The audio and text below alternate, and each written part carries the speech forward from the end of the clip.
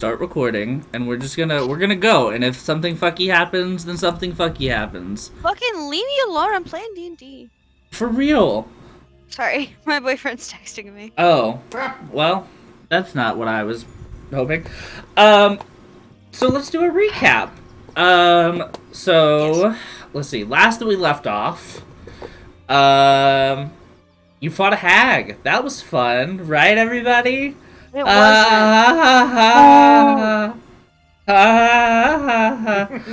Great times. We love that for Great us. That happened. You also met creepy, potentially human halfling fae person with elephant. That was the thing that you also encountered that morning. Other than that, I don't think anything crazy happened. It was mostly just running and then combat, and that was it. I believe you. I don't think you guys like looted much of the altar. Gretchen did smash it to bits. Started hitting things. Yes. And then I think, I don't know, did you loot the hag's corpse by chance? I thought it like melted. Did it melt? I can't fucking remember. It's been so long. I don't know. Anyways, I think I said something about like in its stead there was like some like small spell components that you could take if you needed to, like for like snare and stuff. Or alert or whatever you needed. Okay, question. Answer. Did the Grung skull? I'm sorry, I lost my ruler and I'm very distressed about it. But did the Grung skull that was taken from me, did that get destroyed in the fight? It did not get destroyed. It is close to the altar, like on the floor of the forest. I would pick that up. Okay. If you took it out of your inventory, put it back in, so that way you have it. I gave last session. You also built your all-purpose tool last session, so that was great. I did. Emily also got a stone that had this very intricate, like, not carving, I don't think. It almost looks like it's like more a protrusion than a carving. And it looks like Shuna. She picked that up. And she obtained. That's another magic item that she obtained. So that's where we left off. That was I would say on the ground too. If she did crumple up and disappear, each of you. What's a hag's? Does a hag drop gold? Because if she does, I'd say you probably got like 30 gold each. Depends on the type of hag, but sometimes they do. Cool. Then she probably did something and dropped 30 gold each for y'all. So add 30 gold pieces to your inventory so that way you have it. Because I want you guys to be rich. So you can buy shit at some point. 30 gold. 30s. Is this a lot of money? 40s. It's a decent amount of money. What's your money at? Beetle just holding. Keep your money up. A bunch of money. Is this a lot of money? How does... Just starts money, right? It just starts gnawing on it. It's actually one of those chocolates. It's the gold. It's chocolate wrapped in like a gold coin foil. It's gonna melt in his pockets. I have my ruler. It's okay. He stored cake in his pocket before. He had pocket cake. Ew. It's happened. It's gone now, but I did. Yeah, he did. He's also had crickets in there, so it's probably like cricket infested cake. Delicious. The Mitches. Birthday cake crickets. Yeah. So, let's see. I'm gonna need everybody just to make a perception check for me. 18. Also 18. Oh shit. Perception. Oh, no. I can Ba-da-na-na. read. There you are. Come on. Da-na. Boo! Not an 18. Boo. That's okay. So Oh, yo, stay! anyone that scored above a 10, so everybody.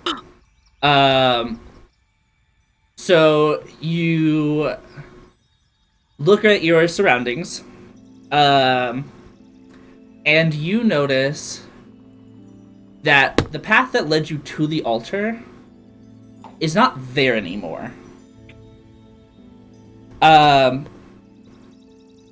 That's fucked up. It is fucked up.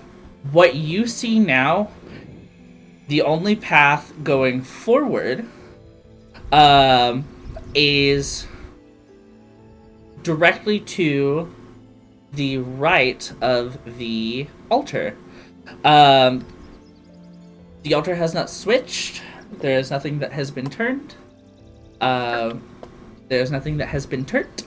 But there is a path there now, and everything around the altar, forest-wise, has now been covered with harsh brambles and like thicker mushrooms, as if it would make it harder to pass through. Kind of like as if when the hag died, her magic, like she almost had like an arcane like death surge, causing the space around this sacred monument to grow and basically protect it. Okay. So what do you guys do? So that sucked. Yeah. That was, I mean, look down at, I took no damage from it. I mean, I hit a lot, but it looked bad.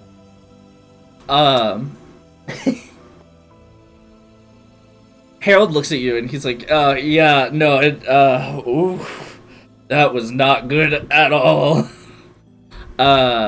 You can see that there are like cuts and slashes and like kind of all up and down its arms, like across his face. There are bruises kind of everywhere. I don't think everybody healed last session, so everyone is still back to the way. So nobody's full health, and if they are, it was during combat. So I think it's Agumok, Aerie, Harold, and Gretchen. I think y'all all took a lot of damage. I took a little bit of damage. Oh, and that was from that was from the beans. That was from the bean. Yeah. Well, I was in Beetle's radius for most of the thing. True. So I was getting pretty consistent healing. Okay. Yeah. I'm not full, but I'm not hurting.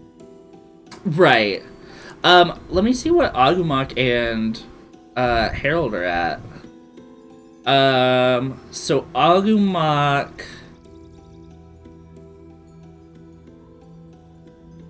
That doesn't seem right. That's fine. We'll worry about that in a minute.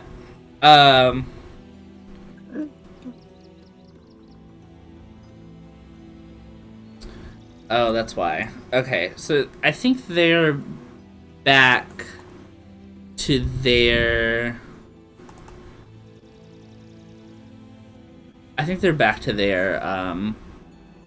their hit points. So I guess they might have taken a good berry or something. I think... How's Ari looking? Oh yeah, Ari, how are you looking? What's your HP at? Oh, wrong thing. Did I just drool? Yeah. Probably. I'm not gonna hold it against you. Shoot. What just happened there? I'm at 9. 9 HP? Yeah. So Damn. you're like really hurt. I'm gonna. I'm suffering in silence. I feel like Gretchen. It is the monk way. Gretchen, who has just been absolutely just shattering all of this shit, and there's visible. The cracks are forming, but she sort of cocks her head at you and sees how hurt you are and is gonna walk over to you. And she's gonna pull out this absolutely horrifying looking 7-inch like brass syringe with some really goop slow in there it. with what you're saying. With some goop in it. And she's just gonna look at you and go, "This might hurt," and then stabs it into your thigh and presses the plunger, and I cast Cure Wounds on you. Ooh. You get 7 HP back. Nice. And I'm gonna go find that hag, and I'm gonna throw her body. Like, whatever she has on her, I want. Okay. So you guys ended up getting the 30 gold from the hag. I think the hag has melted, if I remember correctly. Is there any like goo I could like collect in a vial or something? Oh god. Roll an investigation check for me. Okay. I'm gonna say the DC is 15. And then Owen just... 23. Wow. Oh, hell yeah. You collect 2 vials of goop. Just call it hag goop, please. Thank you. Yes, Logan? Does Beetle know anything about hags at all? Stories or anything? Yeah, you know this. You've heard stories about hags, how dangerous they can be, how, I think you've heard, the rumors about them roaming this area, as well as, like, witches, occultists. Does Beetle know that hags don't really die most of the time?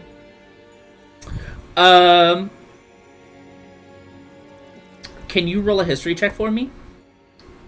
Yes. I'm really good at this with a -1. Let's go. Let's go. I would say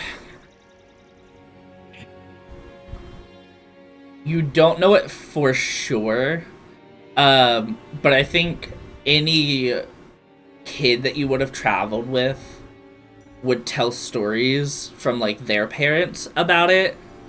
And it's kind of, like, traveled through, like, word of mouth from, like, generation to generation, kind of like a weird case of telephone. So it's possible that you could have heard something, you just don't know how true it is, or what. But you have heard stories. Blair. Yeah. Oh, okay. This is kind of a shot in the dark, and I don't think that Gretchen would. But would Gretchen know that hags usually come in covens of 3? Ooh.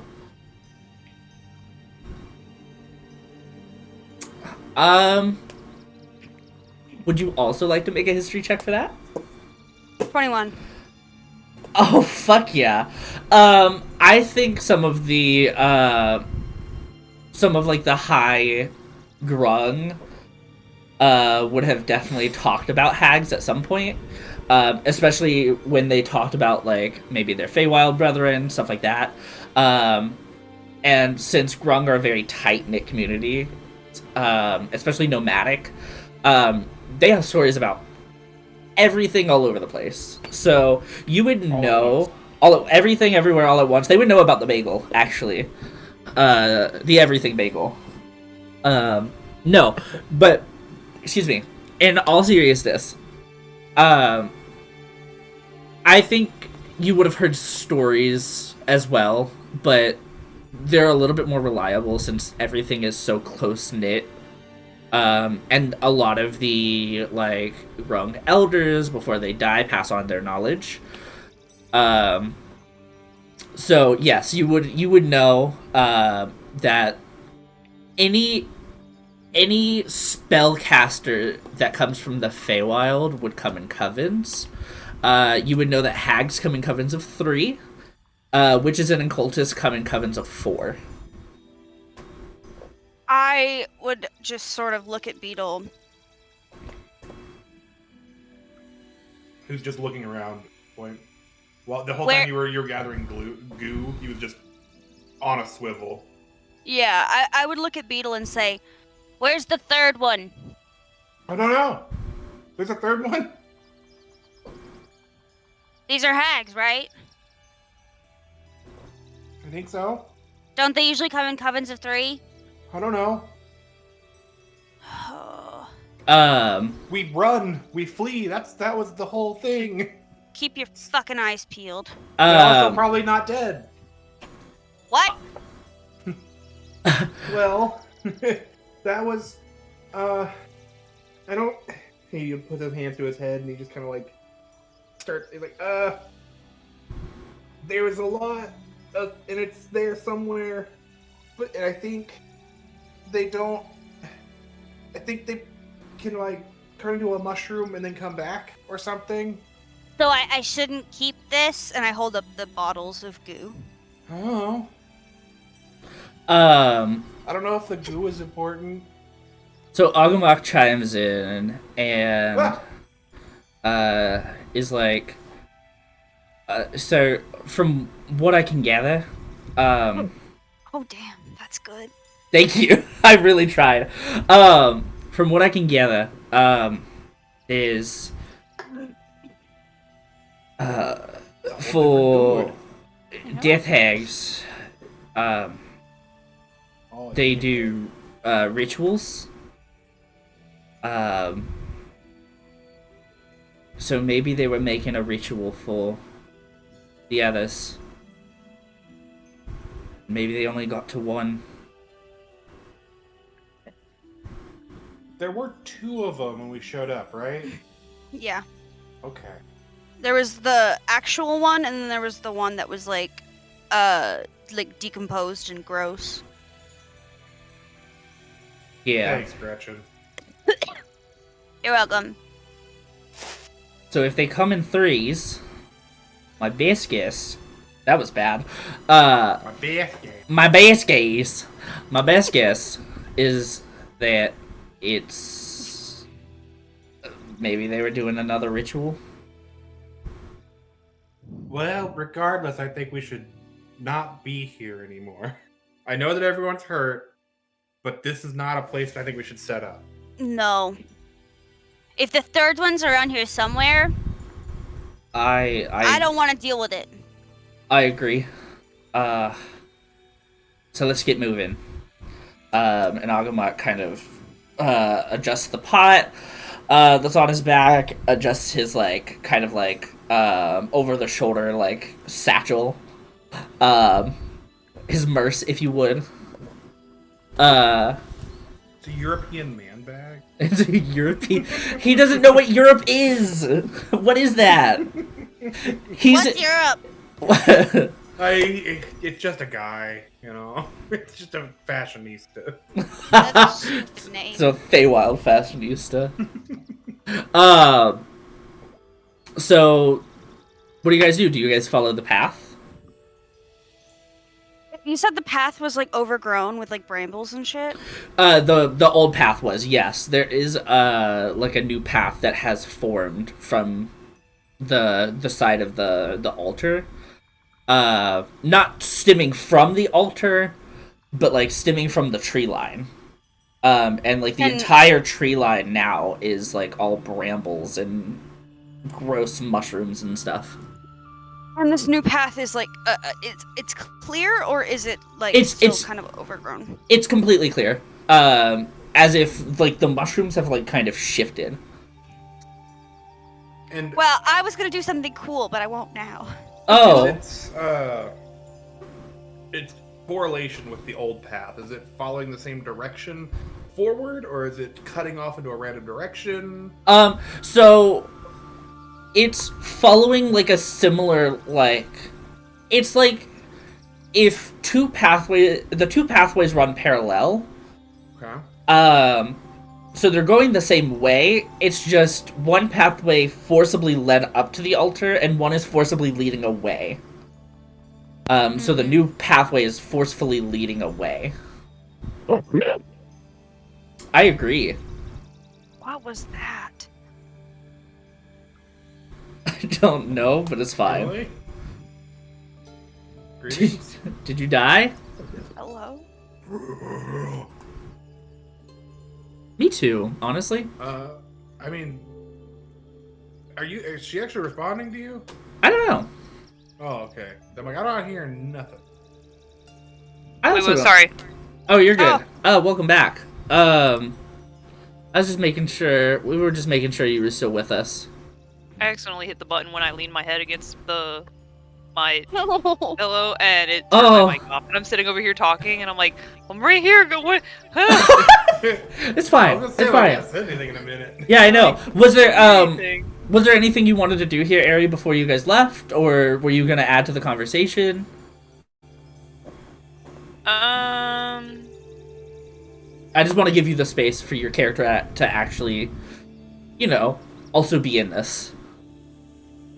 I mean, Gretchen got the goop. Yeah, Gretchen got the goop. There's You all got nothing- 30 coins. You also got a stone that looks like it has Juna's face on it, so... I mean, I'm pretty set. There's nothing like Yeah? Can you what?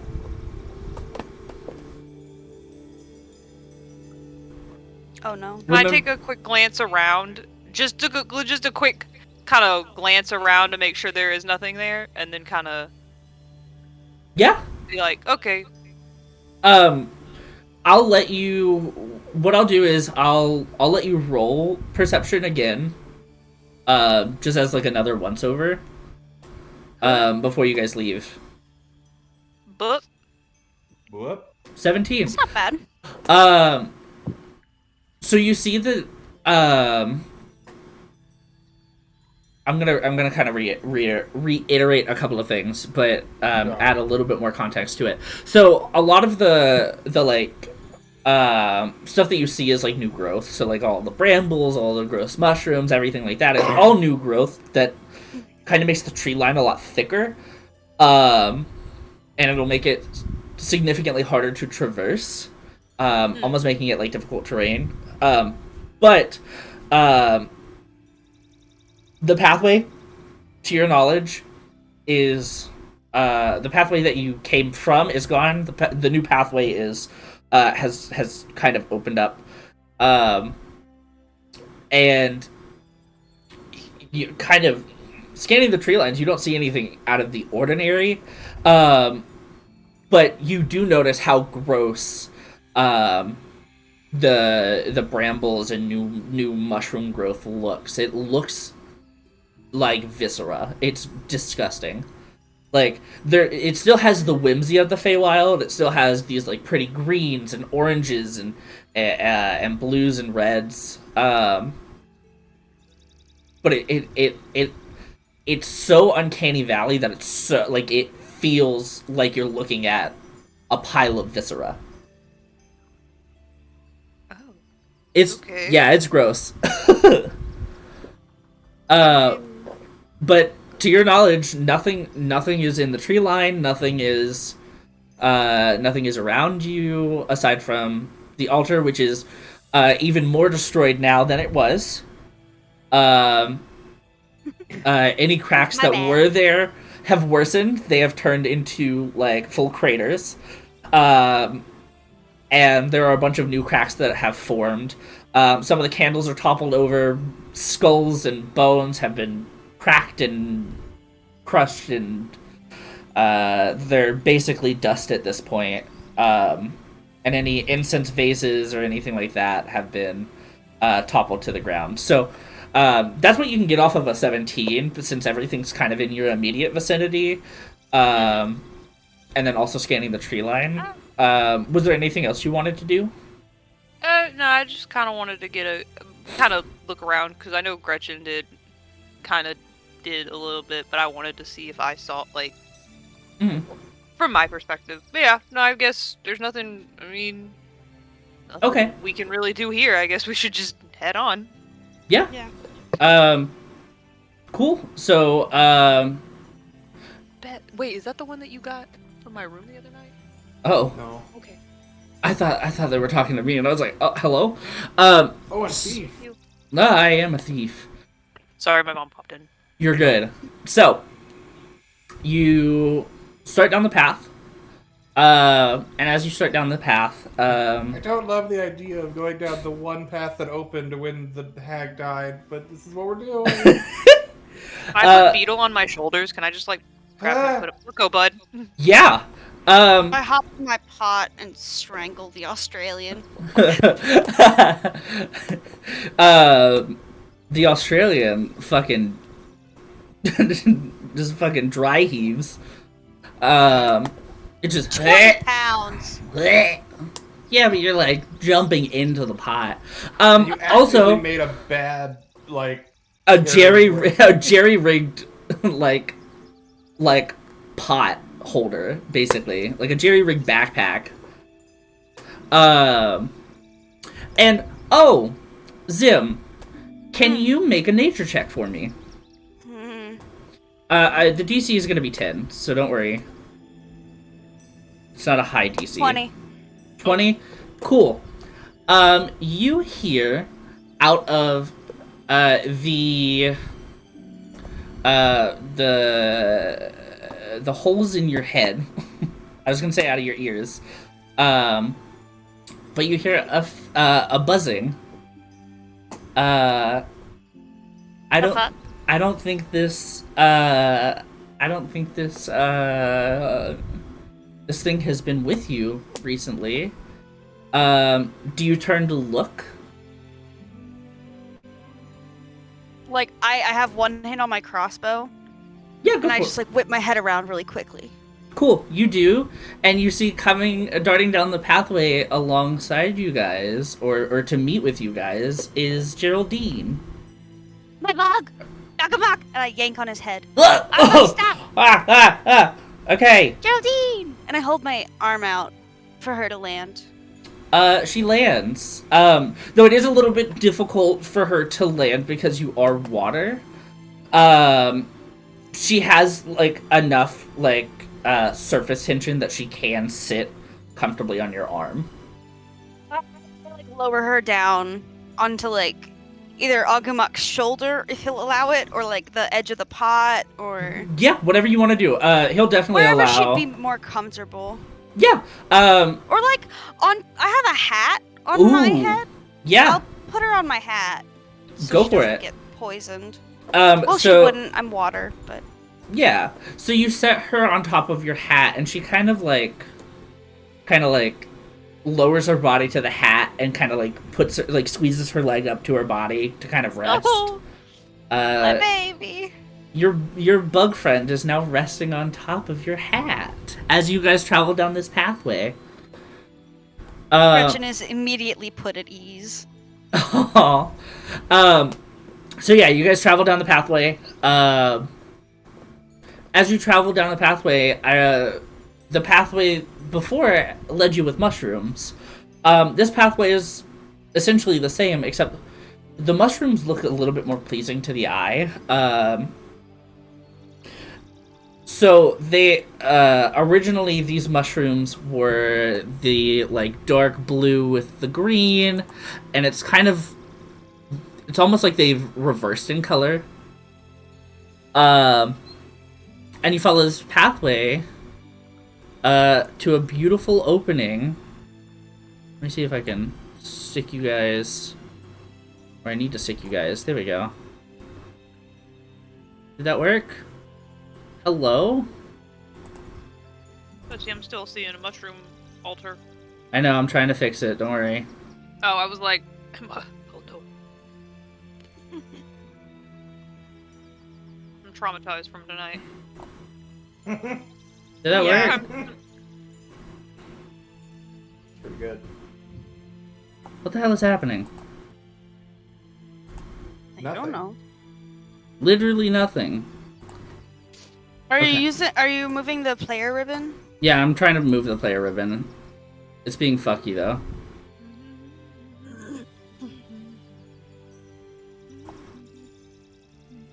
Did it move? No. It is not setting. What the fuck?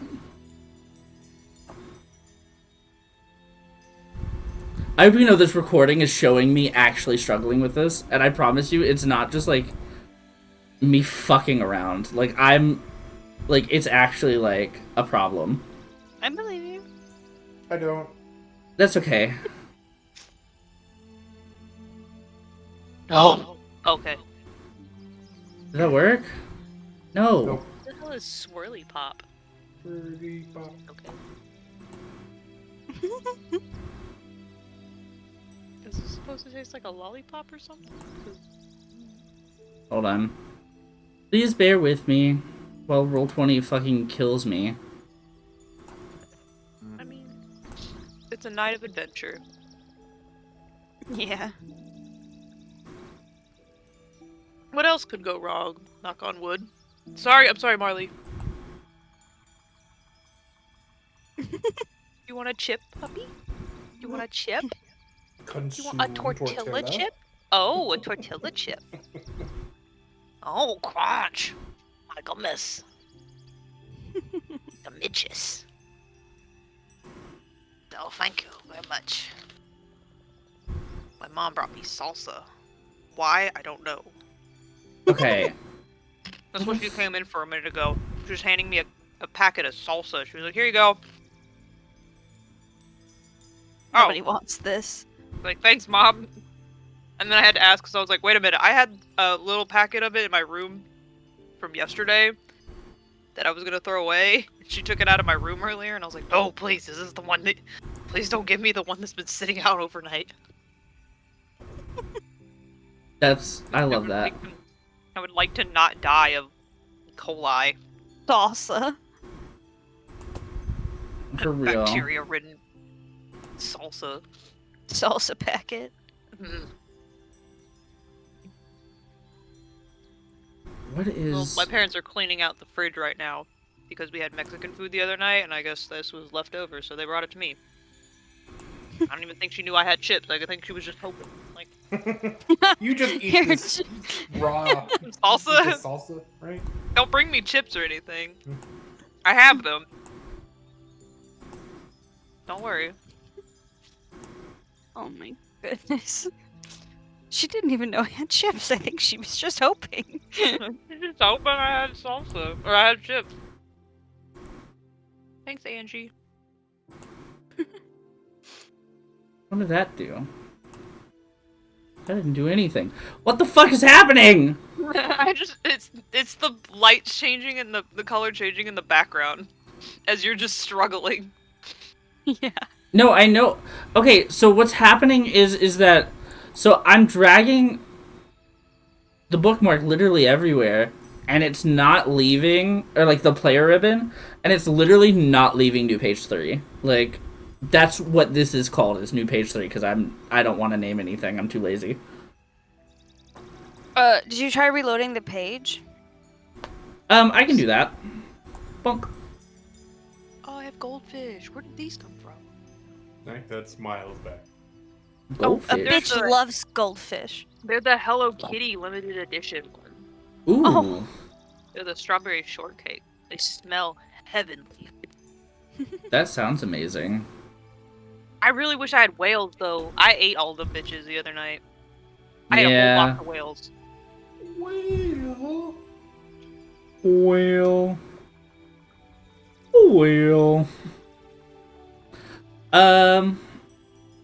Okay. I'm sorry, puppy. You want me to turn off the light? It's just bedtime. Not no more. Consume. Why do you have the ability to sleep all day? Okay. Aha! Moved. Finally, it took for fucking ever. So this is... Owen? I know. I'm just Oh, so you can bad. use the ribbon. I'm so bad at this. It's fine. But yeah, so, you follow the pathway, and it leads you to this very intricate house. The house that you see here, is, a 3-story house. No other houses stand around it. It towers over the mushrooms in the forest. So you know it is very tall.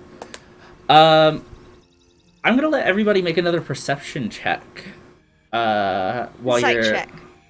You want an insight check? I want to vibe check it. You want to vibe check it? Yeah. Cool. If I may. Yeah, go for it. Anybody else want an insight? No. No. I should have perception check. No. So Beetle with a 12. Not a lot of places put you at ease. But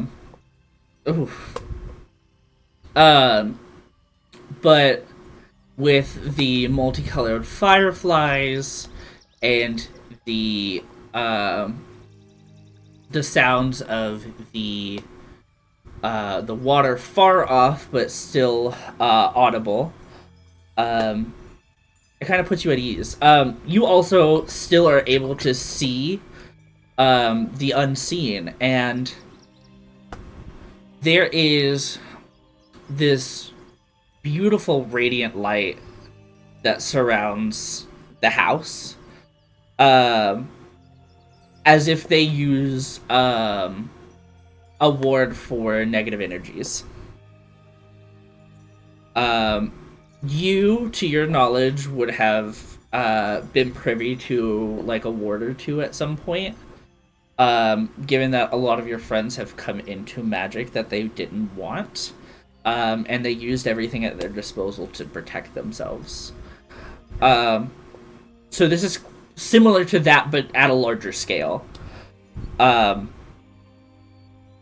So that's kind of what you glean before entering that ward. At the there's a little walkway before you get to the house, and it has a sundial. Even though it is perpetually night in this forest, it is still there. It is still a lot of people still decide to use it, and it's functional. It does have a purpose because you can still see that a shadow casts. And you can still see the time. No think vibe only, me too. So the whatchamacallit? The sundial, what the shadow that it projects is that it's about 4 or 5 o'clock in the evening.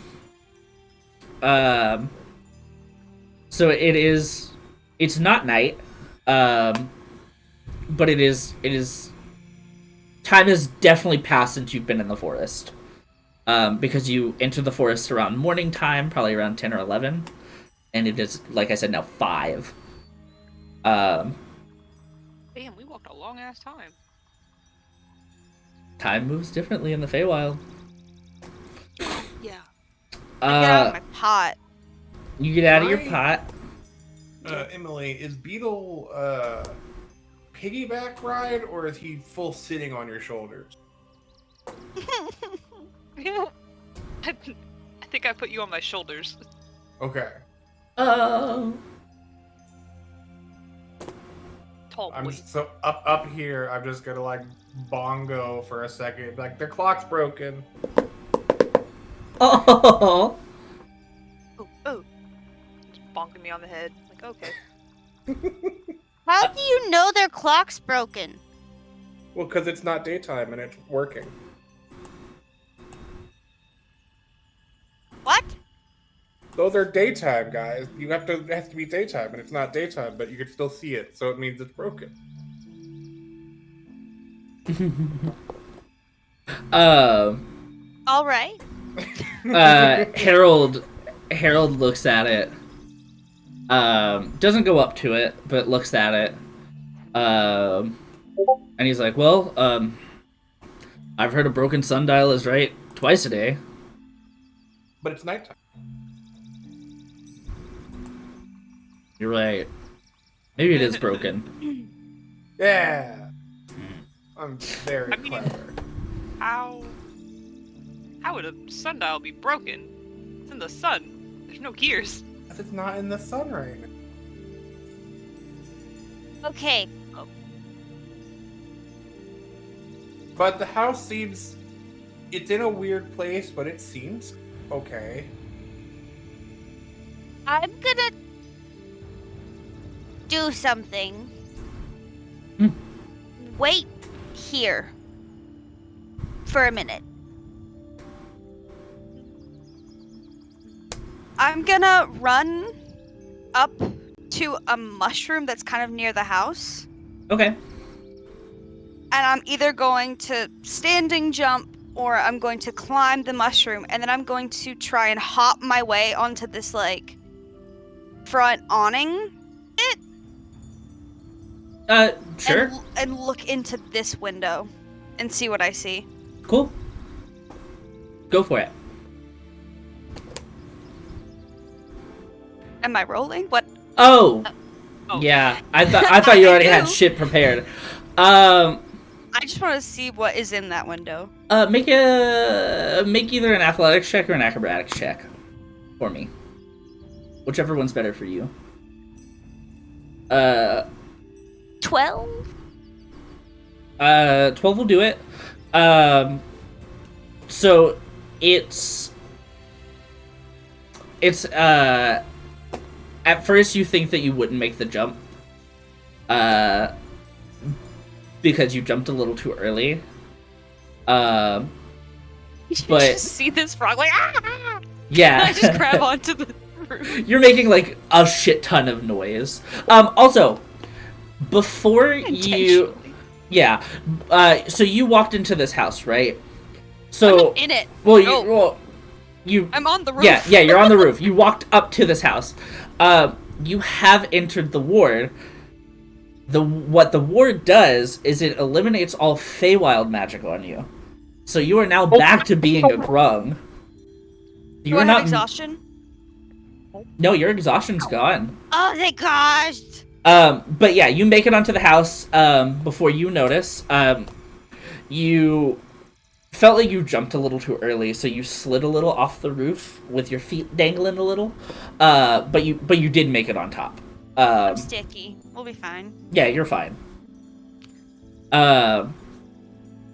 So you get up to the window, and I'm gonna make you make a perception check for me. Harry. Harry. Yes. 13. Is she gonna is Gretchen gonna do a bacon and eggs? I don't know what that means. It's when they break into a house. That's what my friend said. It was a B&E.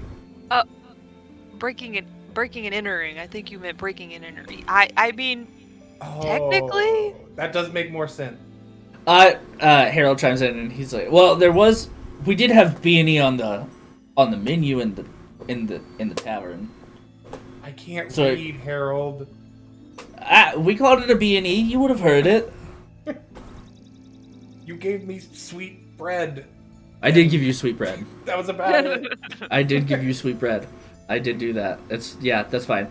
But yeah, so Zim, with a 13, you peer into this, in through the window, and what you see looking down is this cute little, like, kitschy, very eccentric dining area with all different chairs. and this cute little dining or a round dining table. You see a woman with a cute little witch hat, with these like beautiful flower like embellishments that are like these like tan, like almost beigey flower embellishments on the top, sitting and making tea. Also, from your vantage point, I'm gonna tell you what you see outside of the window, just because you're on top of the roof. You have a vantage point. To the right of you, on the ground, you see a well and a clothesline. And you see a guy working on on washing some clothes. And close to him is a kid playing with these like stitched together dolls. Some are rag dolls, some are straw, some are porcelain, but it doesn't matter. He's playing with all of them. So you can see this is just like a cute little living commune. I am going to nestle myself down in like the vines and the overgrowth and the foliage. Okay. And I'm gonna Mushroom. Thanks, One bud. second. I need to make sure I can do this. And I cast a fireball. No. No, I don't have that spell. I can. I'm gonna activate one of my little face huggers. And I'm gonna send it at the guy working in the yard. Okay, doing the laundry. Yeah, I'm gonna like toss it, and it's gonna skitter and like attach to him. And I'm gonna cast message. And I'm trying to hide. Like I don't want anyone to see me, but I still need to like see. Actually, I don't need to see him. I just need to know kind of where he is. So Yeah, I'm just like hiding. You got a sense of where he is with your perception, like as you were walking up to the window. So you know his general direction. Nestling in, you could probably send the thing out and it would find the person you're looking for. Just because there's not many options, and they're going to be the closest one to you, since the kid is a little bit further to the right, but further back. It's like still on the grounds of the house, and still like in this like clearing, but like farther towards like the back of the house, as opposed to like closer to like the middle of the house where the well would be. So it would definitely find that. And I wouldn't say you have to roll for that either, like stealth check or anything like that, because no one's going to be able to see you through the window when you're nestled. And on top of that, no one's actively looking for you. Okay. So you do this. The thing skitters. It climbs up this person's garments, clothes. I would even say it probably trails like the little clothesline too. Because I think that would be really cute. And then jumps and attaches. I'm assuming to like just like the ear, like maybe behind the ear, it's as like a cochlear right implant under or something. The ear. Right under the I'm ear. gonna say, don't freak out. We're Okay. friendly. Please don't kill us. We just need shelter. You can reply to this message.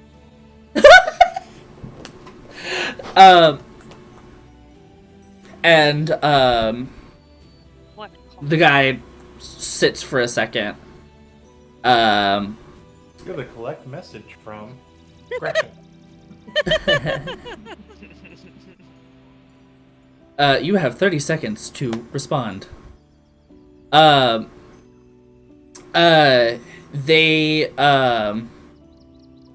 They respond. Just scream. Like they tense up at first. Ghost. When you say "don't freak out" and you pause. But then I think these are all three. I'm gonna show you what they look like. I'm sending them in the character chat. Okay. That might not be. Okay, there we go. I think that's all three of them. Although one of them might not. I have two that are similar, and I don't know if that one's the right one. But for now, that's what they look like. So that's all three of them. You're contacting the one with the hat as well. He has like the floopy hair. His hair is white. He looks like he has bags under his eyes. That's who you're talking to. And he says, "All right. You said you're friendly. To be frank, this ward probably wouldn't have let you in if you weren't.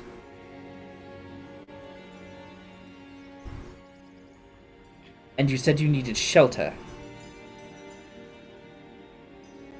It's a cantrip. I cast it again. Okay, cool. You cast it again. So he's like, so you said you needed shelter. Yeah. We have a couple of rooms.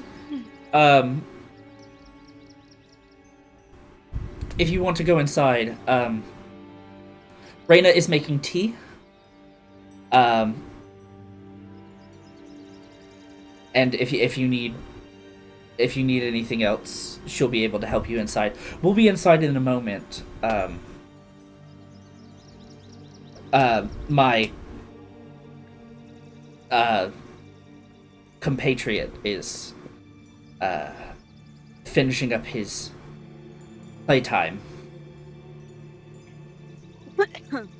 I message back. All right, look. We've just been through some shit, and we're all a little testy. There are 5 of us, and we're all on real short fuses. We appreciate the hospitality, but don't be shocked if you pull some shit and we lose it. You can reply to this message. They respond if you so do you cast it again? Or Yes, I have to cast it again. Okay. It's a cantrip, so it doesn't take spell slots. Cool. And so I can cast, he can reply, and then I can cast again. Got it. Okay, cool. So he replies, "Sure. We won't try anything. Are any of you injured?" I'm a I mean, I've been better. me is a little injured. My friend is real worse for wear, and we're not doing so hot. Okay.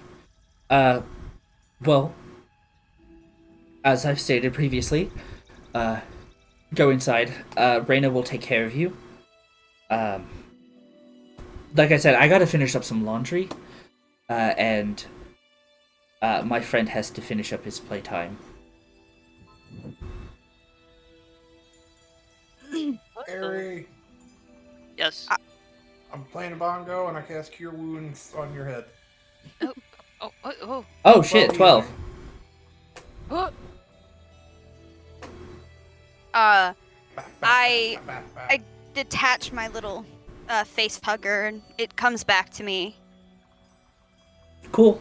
and I sort of climb my way down the vines, and I just sort of stand at the front, like pedestal thing, like the front porch, Mm-hmm. and I send my face hugger to. Yeah, I can reach her. I send my face hugger to Aerie, Okay. and I say, "Well, they don't seem to want to kill us. that is preferable. For what I've gathered, there's 3 of them. They offered us shelter, and they might heal us. Who knows? Come on. Okay. Start And walking. I wait for them to. Cool. So you start walking. Agumok and Harold don't know what happened, so they just see you walking. They're like, "Oh, okay, this is cool." So they just follow you. Happened. Yeah, I'm along for the ride. you're just going along. So you all reach this the porch, and you're at this gorgeous stained glass door that is very intricate in its colors, and it's almost as if it tells a story, but not one that's important. It's just like it's just like a folk tale. Mm. But so the door's there. Shows 5 people being lured into a tower. Wait a minute. Whoa. Oh, well, that's nice. Hey, one of them has red hair. That's so cool. That was a frog. Whoa. It's almost like it's wait. No, Shit. Damn in it. no, Fireball. I'll just take off But no. running. So Just popping along on my head. Ah! but yeah, so I'm gonna describe what happens. So you all cross through the threshold to get to the door. Beetle, you can see as the blue ethereal ward kind of fades a little. So you can, being in the Feywild for a while, you've always been able to see wards. However, that's usually if they're wards on places. Okay. And they've always appeared faint. However, seeing the unseen, you've seen an aura around the floating elephant. You've seen an aura floating around the house, but the house is different because now that your senses of seeing the unseen has dissipated, you can still see the ward. It's always been a product, like a thing that you've had, but on the material plane it doesn't show. It's only in the Feywild. Okay. So it just doesn't shine as bright. It's now almost as if you're looking into like the door that has the stained glass in it. So it's like it's just faded. So you just can't see the unseen anymore. For Aerie, I forget what Aerie had. But whatever that was is gone. I also can't remember what Aerie had. I'm like, what did I have? And then what Agumok and Harold have are also gone. So everyone has now been cured of their Feywild curse. For the moment. So get used to that. That's just a thing that is gone now. But at the door, I wait for someone to knock. Yeah, does anybody want to knock? There's like a knocker like right next to the door, because if it was on the door, it's all glass, and that wouldn't be fun to clean up. They'd have to put all those pieces back together? The fuck do you mean? She's expensive in the Feywild. How tall is this door? That's the question. It's definitely taller than Beetle sized. What about Beetle on Aerie side? Yeah, it's taller than Beetle on Aerie sized. Wow! Oh, I thought he was about to be like Ratatouille me over here and just like grab my hair and just pick me up. No, I just don't like to want to get up. I'm I'm so tall. Yeah, I think you sitting on Aerie is probably about how tall Harold is. Because Harold is slightly taller than... Actually, I think Harold's way taller than Aerie. I got mad ups right now. You do have mad ups. You have the mad uppies. Uppies. Let me see how tall Harold is. I could reach a keyword.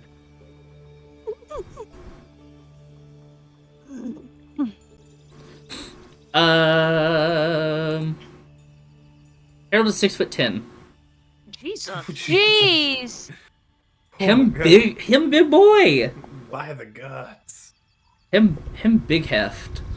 But yeah, no, he's very tall. So he definitely the door is slightly taller than he is. So I would say anywhere from 7 to 7.5 feet. Gretchen looks at Harold and goes, "You're big. You knock. If it's trapped, you probably won't die." And Harold looks at Gretchen and he's like, "Is that a fat joke?" What? I have to crane my fucking neck at a 90-degree angle to look at you. What do you mean? Okay, cool. I have to look all the way up. Yeah. And? You're big. I And don't you're know. tiny. Skill issue. I'll knock on We've the door. established this. I'll knock on the door. I'll knock on the door. And he goes to knock on the door. And it takes a second. But you are met with the same woman that I described. She's in the picture slots. So she has this beautiful like blue and orange motif going on with like she has like almost like these like butterfly embellishments that are like this like dark like cobalt blue, almost black. On her hat, she has this beautiful bushy like dark blue mustache. Mustache. Dark blue to light blue hair that has these like two front pieces braided. And alongside her is a butterfly, what you would assume would be like kind of like Geraldine, where it's like a butterfly companion. And that butterfly companion is holding this beautiful oil lamp, this like oil lantern, as if wherever she goes, the butterfly goes. But she opens the door, and she's like, "Oh, we have guests." Hello. Hi, it's nice to meet you. Come in. Come. She's like, "It's gross and dark, and you guys have seen better days. Come on. Come in. I've made tea." Did you talk to the guy outside? No. But I've been expecting you. I don't like Gretchen it doesn't anymore. like this. No. No. So she's like, "Look, I've been trying to practice my divination. That's all. I don't have Alright, anything that can well, hurt do you." You want? Yeah. Well, what's divination? They're spies, No. child. Hey, look. You're a spy. I just saw that you guys were coming. Secret agent. No, I'm not a secret agent. Look. Oh, would have been cooler if you were. No, we're not that cool. Is your butterfly a secret agent? I don't think so. I made it of my magic, so... Never look a butterfly in the eye. We're always thinking. I think you've unlocked a new fear in me. I'm gonna No have to plan for a butterflies? new familiar. Don't butterflies have like a million eyes? Like they've got like socketed eyes or whatever. I don't know. I'm not an ornithopodologist. That's not the word. Lepidopterologist. I'm not one of those. Doctor. I'm not a bug doctor. I like this like child, by bees. the way. This child is my new best friend. He's the only one that's been here. Oh. Well, like I said, come in. I have tea. I have remedies. Like I said, you guys have been hurt. And if you must know, the only reason why I knew you were here is because not only is this, I casted a ward, with the help of my, friends, family. Yeah, family seems right. We casted this ward, and it has a perpetual scrying on it, so I know who enters the vicinity of the ward, so I know who we can and can't let in. Oh, so you know Gretchen was on your roof? Oh, yeah. But, Beetle? I mean, what can we do? God damn it. She said she knew! It's I didn't okay. do it. Listen, you're being cautious. This place is dangerous. No shit. Yeah. Yeah. Hey. Hi. No, not you. Oh, Yes. Come on. What? Come on. You jumped on their house. Yes. And they're People don't spying like on you. us. What? They're spying on their house. Is it spying if they're really just if they have just like a We whole just have- protection plan? See? Yes. we have They have we have very good surveillance. They have the Feywild equivalent of a Ring doorbell.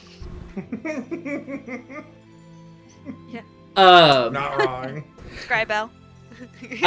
So, as you guys are talking, you see,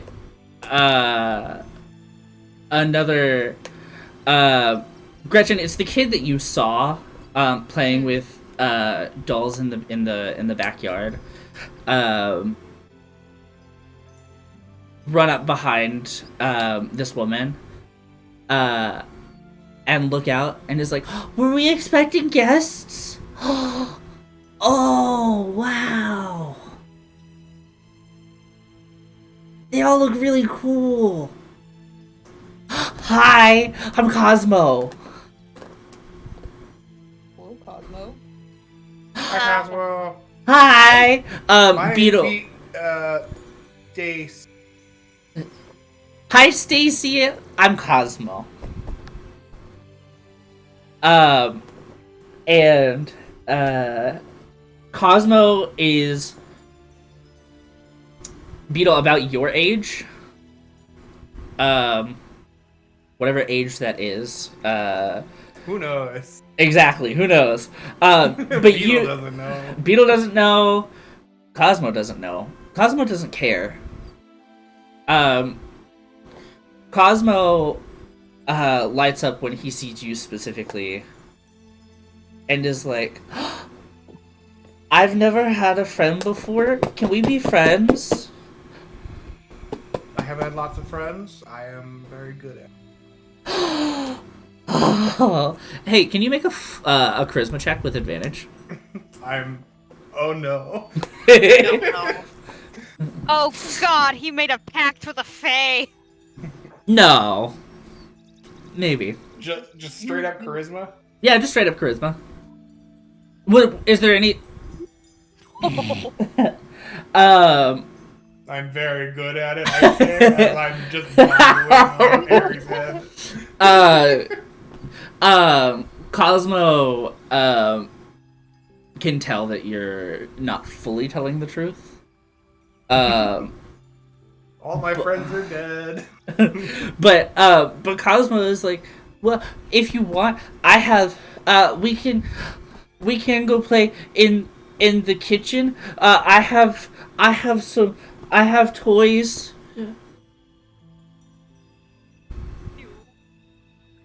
a bear trap. We can use that to play with toys. Actually, Gretchen, Gretchen can I have has my your bear trap. Yeah. Hold on. Hold on. And I have like my junker armor is on, and I have like my bag. Yeah. My junker armor.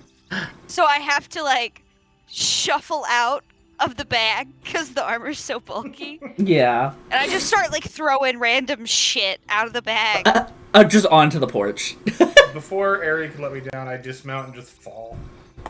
Oh. God, okay. But I You need couldn't help? got you down. I grab Beetle's arm, pull him up. Fine. I pull out his bear trap and hand it to him, and then start putting my shit back. So you receive your bear trap from Gretchen, and Cosmo is like, come inside. We can sit over there, and he points to like a point in like the far end of the kitchen. And he's like, we can play games. We can play. I have a thing I can show you. And he holds up he does this with his hands, and casts dancing lights. And they appear similar to the lights that appear all over the house, where it's like the fireflies, the multicolored fireflies, except these specifically glow this beautiful sea green color. And they so you think you're so cool, huh? Well, and I clasp both my hands in front of my mouth, and I blow like I'm blowing up a balloon. And I also cast dancing lights, and then it's a chrysalis that grows and then peels open, and four like bright blue moths float out.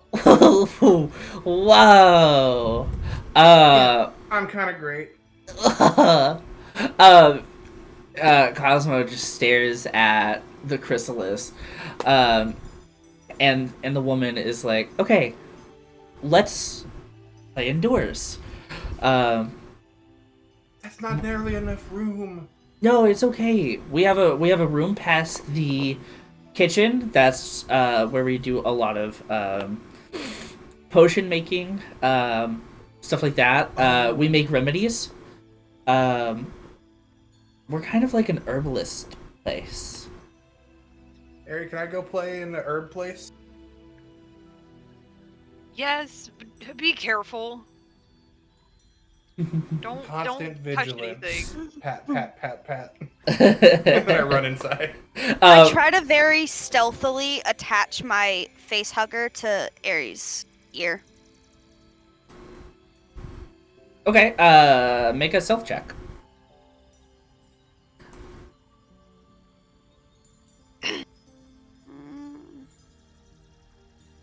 And I'm gonna. It's not my strong suit. Oh, I have heavy armor on. So as you Walk around slowly, like a bunch of keys. jingle. So yeah, you do this. We are so deceptive. You are very deceptive. So as you do this, this lady is just letting it happen. She notices it, but she's not gonna act on it. But she ushers you inside. The four of you, now that Beetle is already inside, and brings you to the table with the beautiful mismatched chairs.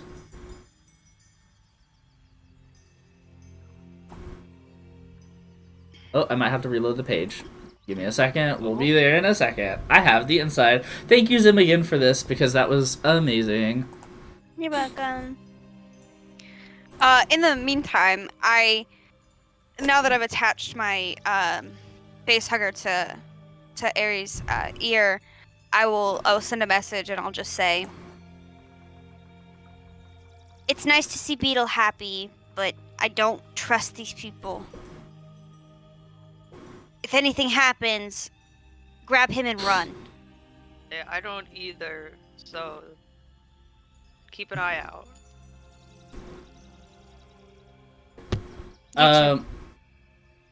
Cool. So you guys are ushered inside. And you are sat down at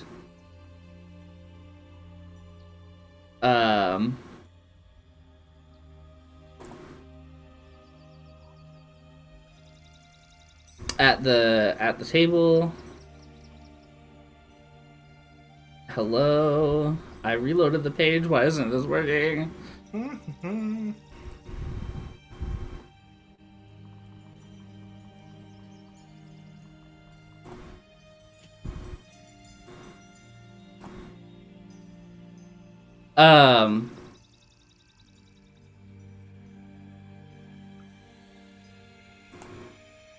But yeah, so you're led to this table, you sit down. I'm gonna just continue on while this is loading and bullshit. We'll get there eventually. But yeah, you all sit down. She walks over to the kitchen, which is like literally 2 steps from the table, and she begins pouring a pot, and she looks back at you guys and she's like, have you ever had ethereal black tea before? Can't say I have. Well, it is it's a black tea leaf, but specifically found here in the Feywild. And the cool thing about it, she pours a couple of cups. She walks over to you guys and sets them down kind of on like the table. Is that and she sets down another one for her and takes a spoonful of sugar, pours it into the tea. What you see is a completely, it's a very dark tea. It like they take like when they say black tea, there's no brown. It is black. Pouring the sugar in and mixing it around, you see that the granules of sugar react in a way where the swirls begin to glow this like faint but beautiful blue color.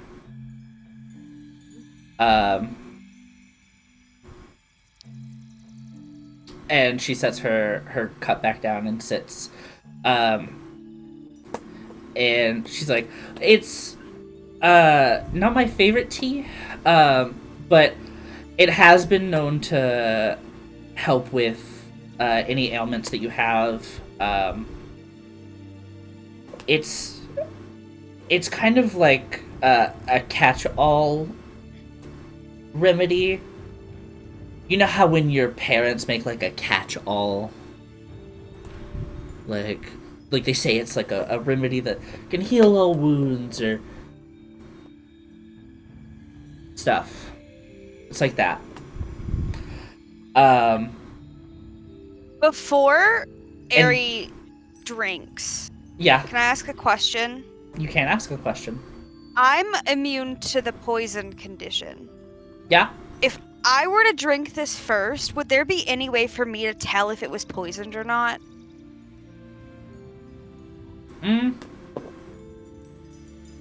Like, would I be able to pick up on any, like, taste that would... I feel like you would pick up on a taste. I would say roll an insight check for you drinking it. If you want to take a sip. Or do you want, like... Because she poured... Investigation? Because I am drinking it. True. Either one. It's up to you. Whichever one's better for you. 21. Jesus. 21? Cool. Mm-hmm. So you take a sip of it. Did you drink it straight, or did you add sugar to it? Because she didn't... I would have declined the sugar. Okay, you would have declined the sugar. So you drink it straight. It definitely tastes different than black tea, like traditional black tea, but it still has the black tea taste. It just tastes a little sweeter, kind of like it was caramelized, or it added like a honey or something sweet to it.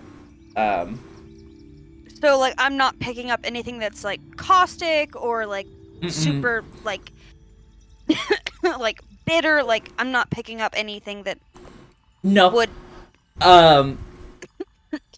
anything. Okay. It has the normal herbal tea taste. It tastes similar to black tea. I would assume Gretchen would have had black tea at some point. So it tastes similar to black tea. It just has like a sweeter twang to it. It had honey added to it. But there was no additives. Like it's like that is just what it is. It's like a sweeter tea inherently without adding sugar. Okay. I give Arya a nod as like it's not poisoned, you can drink it. I'm trying to do like a nod of recognition of like, okay, like I saw you, and I take a sip. Cool. So you all do this. Ari, did you add sugar to it at all? No. No? Okay. Cool. So you both take a sip of it. Ari, regain all of your hit points back. And any key points. Also, Gretchen, hit the long rest button for me. You both have taken a long rest now. Oh shit, I have all my spell slots back. Yep, Thank all your you. spell slots are back. Ari, you should have Hellish Rebuke if you used that last time back, on top of all of your key points if you use those. Harold and Agamok follow suit and they regain everything.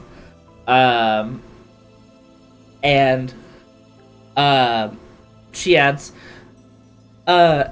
it's a little sweeter than I want it to be. There's another forest to the north of here that gives me that grows the leaves. But I want to try adding some evergreen sap to it, because there's like this evergreen sap. I just have to go to the hollow at some point. But that would add like kind of like this minty flavor to it. And any additives that you add to it, so like sugar, if you do happen to add honey, I know it already has the taste, any nutmeg, anything like that, if you add anything to it, it'll change different colors. So like honey will give it this beautiful sea green color, nutmeg will give it this beautiful purple. I've seen people put in mint sprigs, and it's this beautiful pink. It's perfect for Yule if you celebrate that. It's one of the remedies that when I'm out in the forest and I come across anything crazy, it's my go-to, because It heals you right up. It feels great. Like it gives you energy. Plus, I've been wanting to test out my divination more. So I'm gonna try, if with your permission, of course. I would like to read your tea leaves when you're done.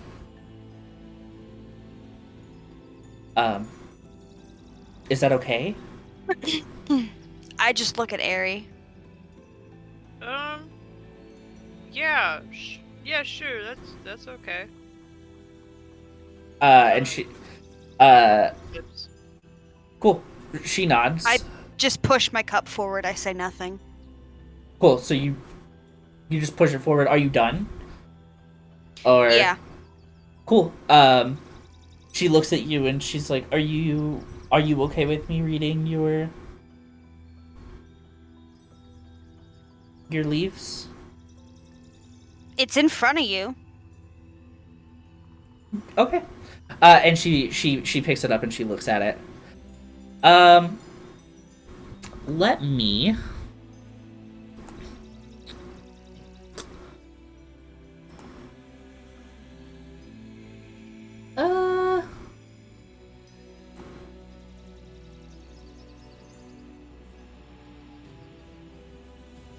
Why does it take so long?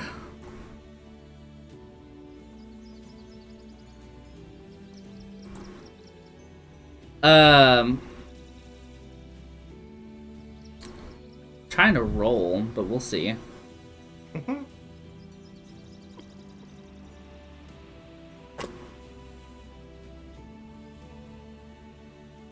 Uh...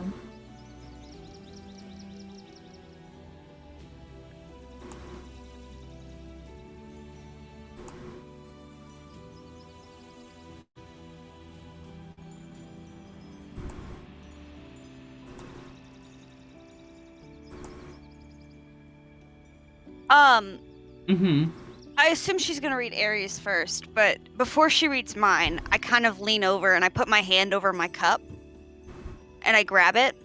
Okay. And I just look at her and I say, "You can do your divination or whatever here, but if you scry or divine on us while we're sleeping, there will be a problem." Yeah. Why would I scry on you in your sleep? Is that not an invasion of privacy? Listen, we've just been through a lot. None of us feel very good about this right now. Yeah. And I just sit back in my chair. Cool. She so she goes for Aries first. And okay.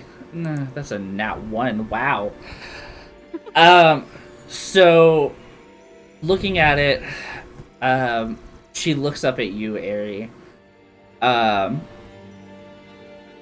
And she says,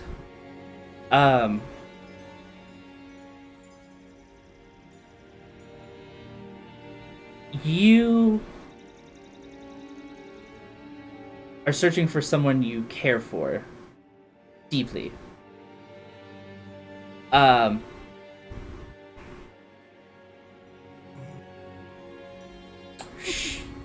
Hello? Is someone laughing? I heard something and then I laughed. It's fine. It's fine. Make fun of me. It's fine. I wasn't laughing at you. Uh-huh. That's a likely story. No, I'm kidding. No, but she says, so you're looking for someone you care for deeply.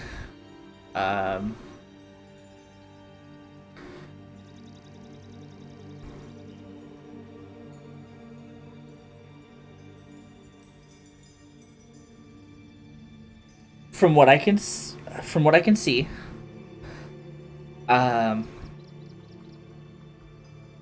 you do find her.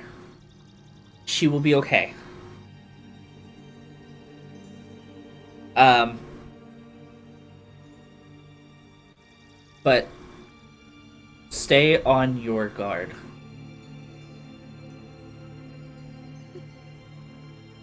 Okay.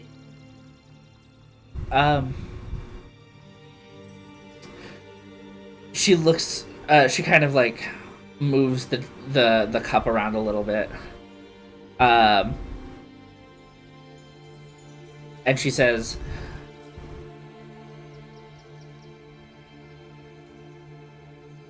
"You'll find her at the end of your journey, where when wits are at their end, and infrastructure will crumble. But everyone will be okay." Hello, what was that? Huh? Oh, it was making a noise. Sorry. Fair. And I was like, I didn't say anything. Fucking Roll20 is being fucking absolutely bonkers right now. But so she says that, and she sets the cup down, and kind of slides it back in front of you before she goes to grab Gretchen's, and she says, "My takeaway is that trust and perseverance is going to be your best friend. You've trusted your gut this far, and it's gotten you out of some sticky situations. Keep trusting your gut, and all will be well."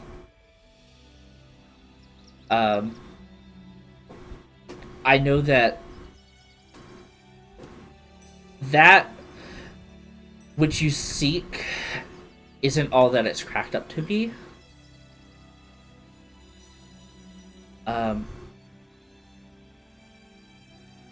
But when breaking down walls,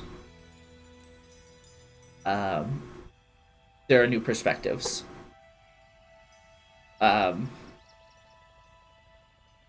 And she grabs Gretchen's cup.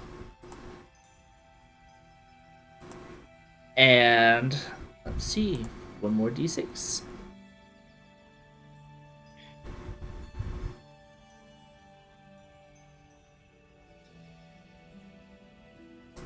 We'll see if it actually rolls. There we go. 4. 4. Cool. So she looks at yours, Gretchen. And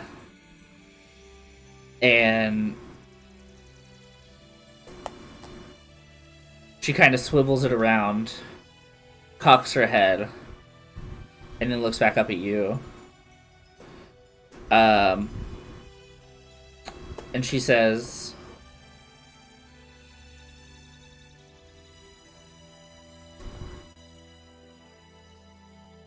"I see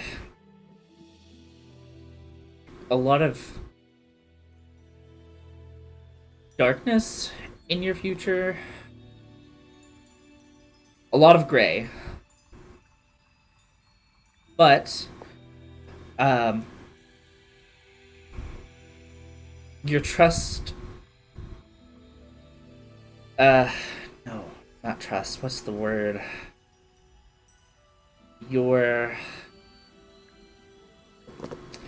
self-confidence will guide you to the light.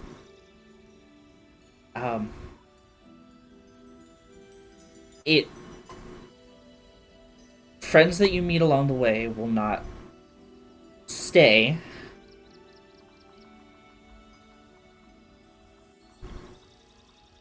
However, all will be well in the end. You all travel together, so what is said for Aerie? Is that what they said your name was? And looks at you, Aerie. Yes. That's my name. The same thing that I get from Aerie is something that I get from you, in that your near future is treacherous and dark, but each of you in your own way will change it. The future isn't just a fixed point. And the Feywild preys on that.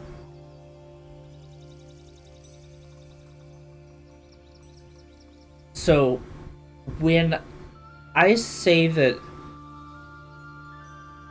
dark times or gray skies are ahead for both of you, know that working together is probably your best bet.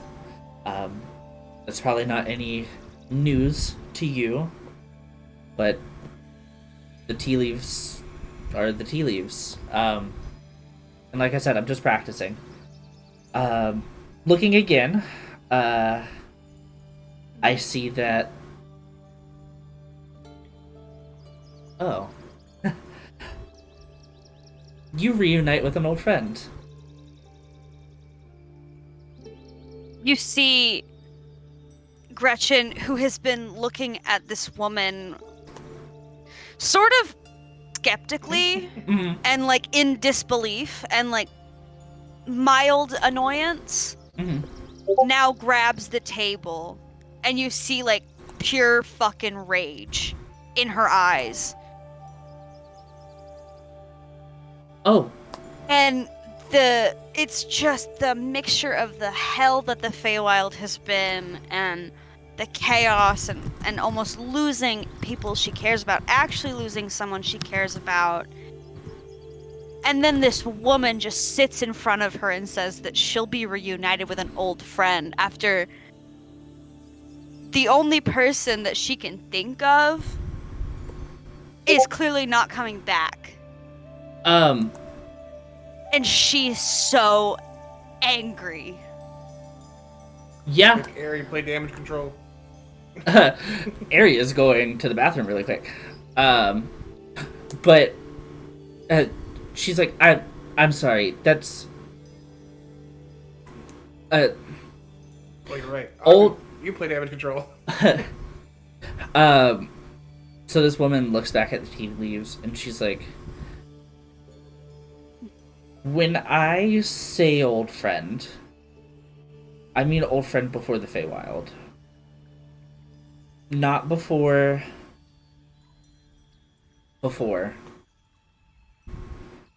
I see another woman and another grung.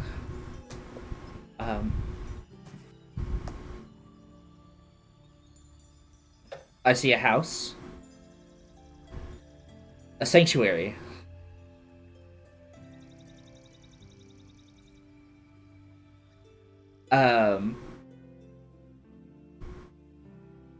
and Gretchen, before she finishes, what you can remember is you had a dream about this sinking loneliness that no one understood what you went through and nobody cared. However, before you react, she finishes and she says, but everything will be okay. The sanctuary, the people that live in this sanctuary. She smirks a little. They care for you. Like, not in a malicious way, but she smirks as she kind of gets really into this. You can see tears forming. They care for you. they want you there.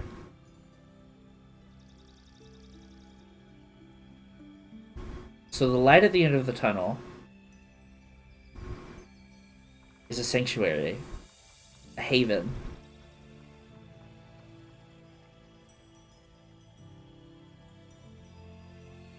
I see that you struggle a lot with what you see as important, being important to others.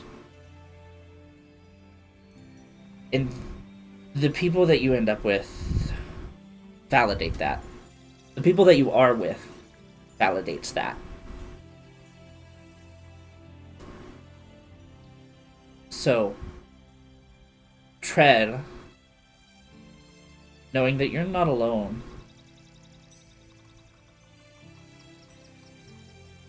And that feeling alone doesn't mean that you are alone. Okay?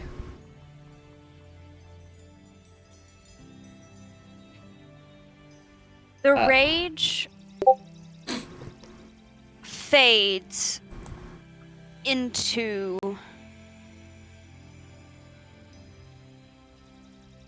just complete sadness. Okay. And she looks at her and just says, "You talk a lot, but you don't know anything about me."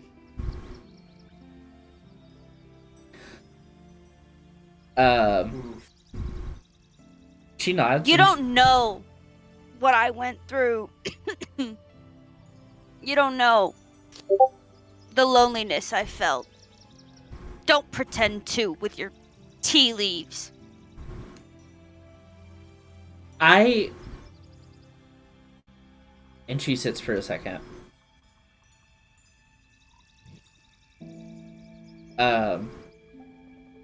And she kind of traces the line of the wood on the table, and she looks back up at you, and she's like, "You're right. I don't know a thing about you. However, I'm just reading what the tea leaves give me, so take that for what you will. I'm never gonna assume anything about you. I just look into a version of your future."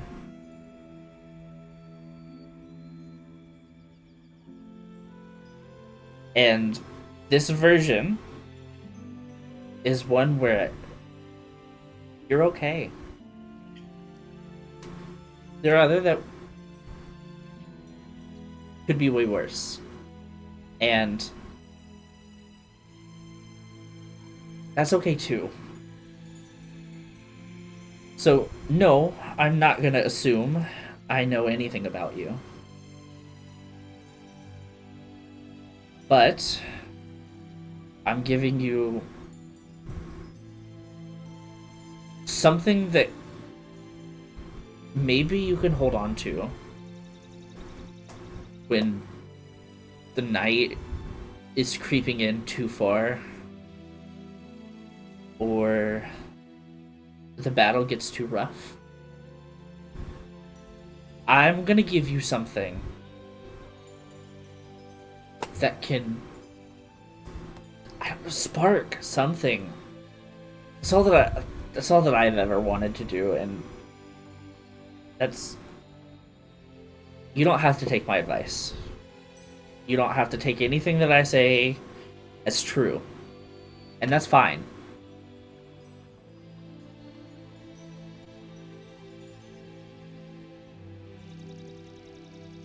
But anyone who comes into this and is willing will get a reading.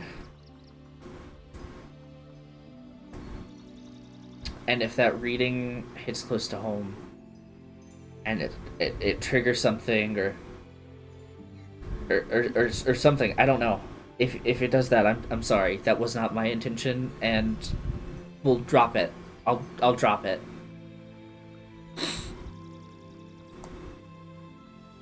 And she slides the cup back to your direction. And then goes to tell the other two, about theirs.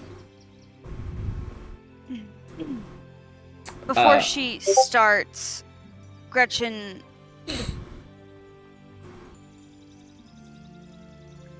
is breaking. And she just says, all you diviners are the same. You say that you're giving people things to hold on to. You say that you're just reading the leaves. But you should know better than anyone that the future isn't certain. Your leaves are no more accurate than someone else's spoons or a crystal ball.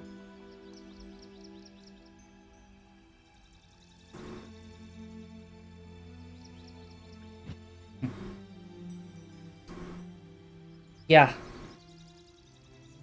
no. I know. The future... I'll hold on to what's real. What's here now. And she slams her hands on the table and just gets up and just starts, like, not sprinting, but like very quickly like going for the door, and she just like opens it and just walks out. And as soon as she hits the porch, she begins to like doff her arcane armor and her regular armor. Mm-hmm.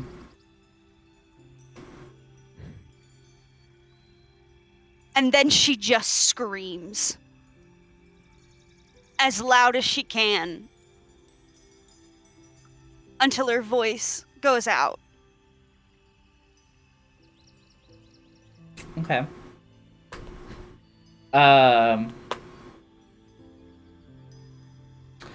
And after... Did she close the door? I can't remember. Oh, she slammed it. Okay, cool. She looks up at Aerie. And she says,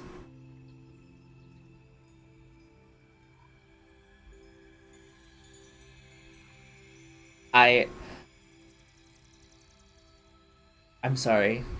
I might have overstepped. That was my bad. Do you need to go and talk to her? Yeah, I should go. It's okay. You didn't. It's not. I understand you didn't do it on purpose. There's been a very emotionally charged couple of days, so you're all good. I'm gonna go check on her. Okay.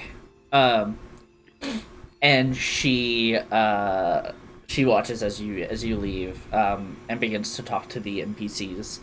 As you guys do this, outside, I'll return to you in a moment. Beetle, you and Cosmo are playing. What are you guys doing? What are you Logan little had to lads? step away for a phone call. Oh, yeah. No, you're good. So we'll resolve this then. Cool. Ari, you step outside. Gretchen, what does Ari see? It's a scene. As soon as you step out onto the porch, you would see bits and pieces of her junker armor. You would see her scale mail. You would see her wrench is tossed to the side. Her scarf is like just tossed somewhere. And Gretchen has run like, I want to say probably 50 feet away from the house. Okay. And is just collapsed against a mushroom. And is just repeatedly just hitting the ground over and over and over again with a stick. And this is her breaking point. Oh.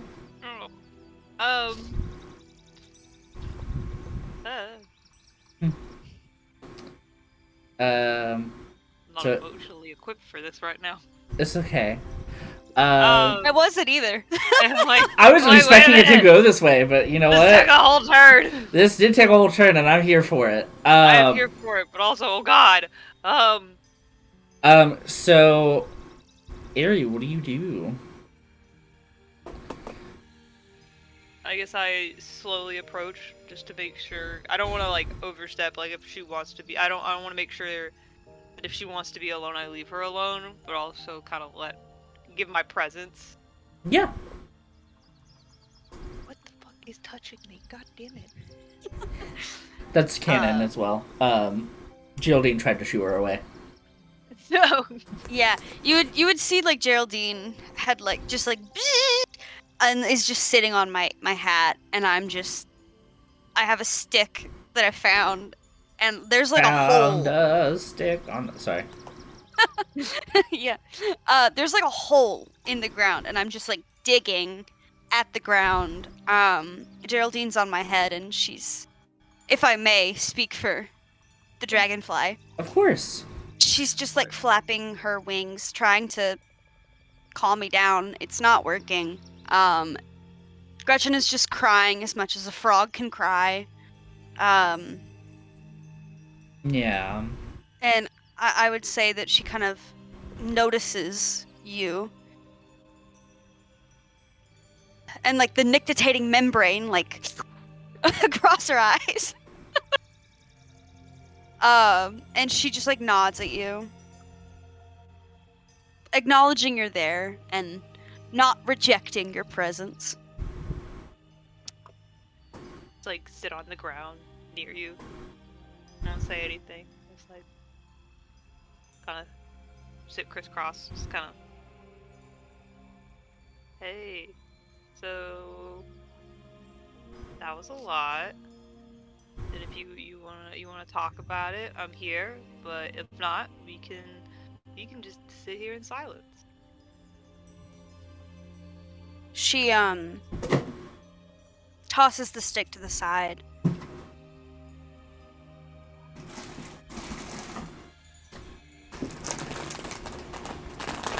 Gretchen isn't coping very well. Bless you. Thanks. That's canon. I sneezed. Aries allergic to frogs. Ari is allergic Yeah. to frogs. Late in the game to figure this out. Uh-oh. Oh. She's allergic to Geraldine. She has a dragonfly allergy. No! I'm sorry, can you repeat that again? Sorry, I was sneezing. My bad. No, you're good. God, this voice is so hard to keep. Oh, Hey, why did I mean, choose this? Big respect for doing a voice. I was like, I can't do a child I was like, voice. big respect for you guys doing voices, because I was like, no. That's fine. You'll get one in the next campaign for sure. There we go, yeah. But she just tosses the stick to the side, and Gretchen is not coping very well. Hey, I mean, it's I get it. It has been a very tense couple of days. I don't even know how long it's been. Good lord. So like you're absolutely, totally valid in how you're reacting. And if we need, you know, you don't have to apologize to me. I can't imagine what you've seen the past couple of days and what you've dealt with the past couple of days. Just know I'm here if you ever need anything. Gretchen really fucking hates diviners. You They're all. You want to talk about it? Oh, hey, sorry. There's a lag. Oh. Hello. Oh. Okay. Hi. Okay. Hello? Hi. Bleeding.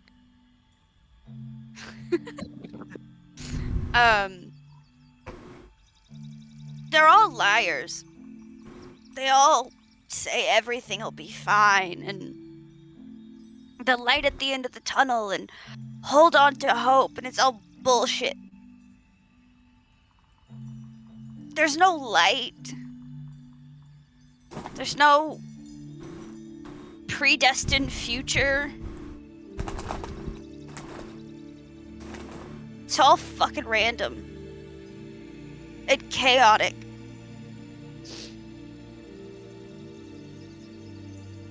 And maybe it'll be okay. But they don't know that. They're just confidently guessing.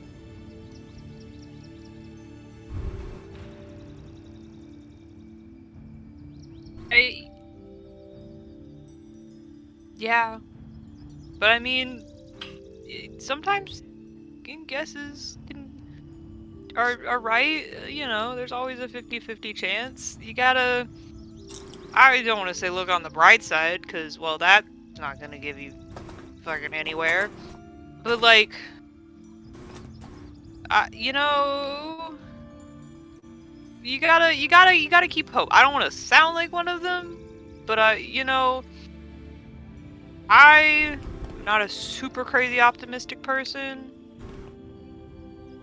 but I have a good feeling about this. Something's gotta go our way eventually.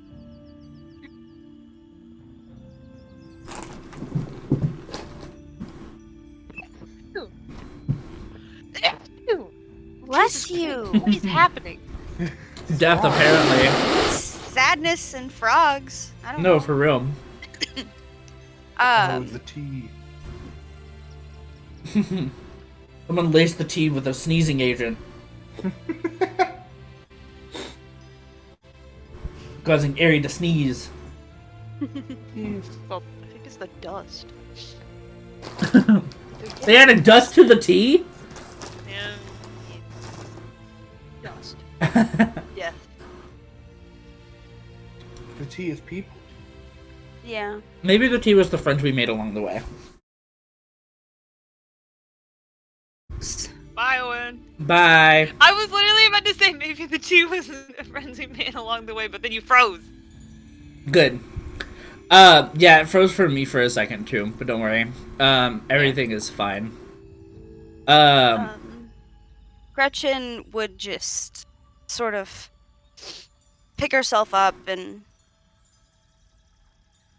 just kind of waddle over to Aerie and just like sit down at her feet.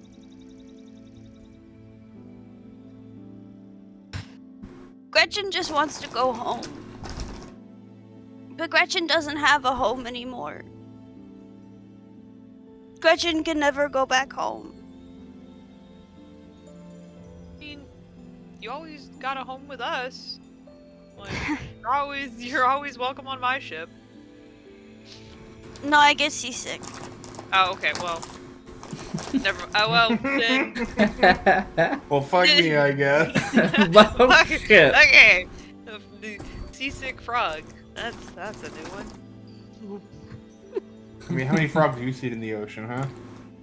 Exactly. Live in water. Live near water. An aquatic animal is. Okay, well. The sentiment still stands.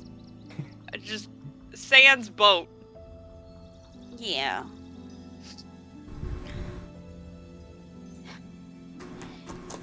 You don't know what it's like back home. It's so lonely.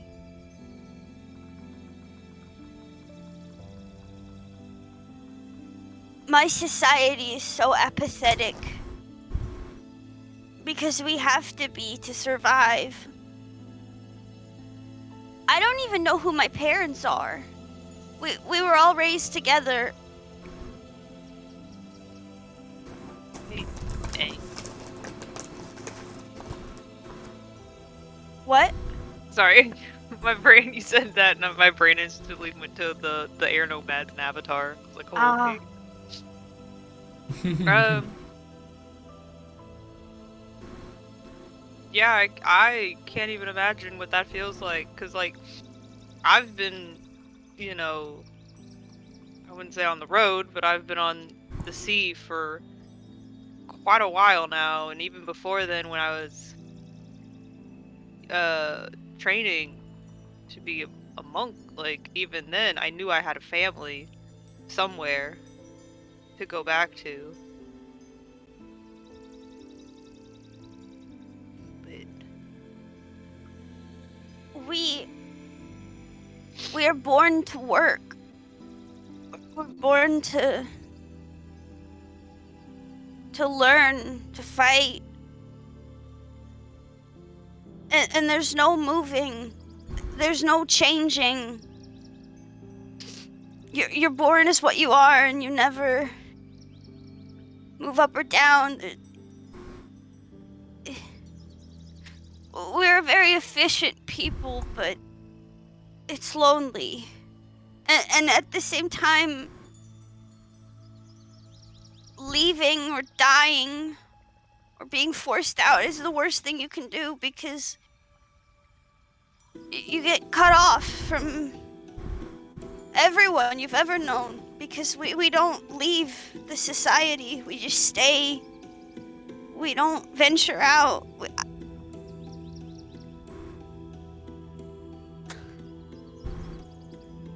I don't know how to feel. I feel so guilty about leaving. But it was so lonely.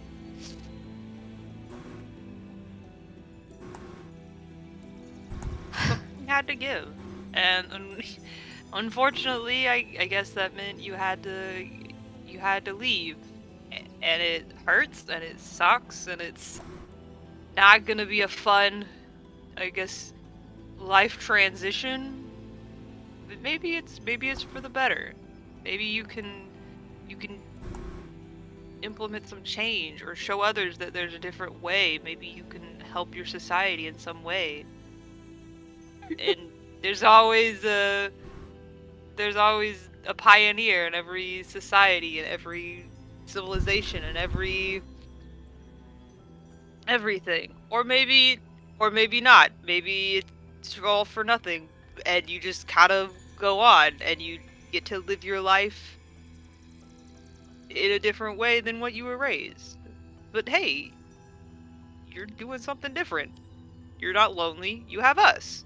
You're not stuck in the same old thing. You're with us. You're adventuring, traveling, seeing places that people you knew could barely even dream of. I have to sneeze again. Bless you. Bless you.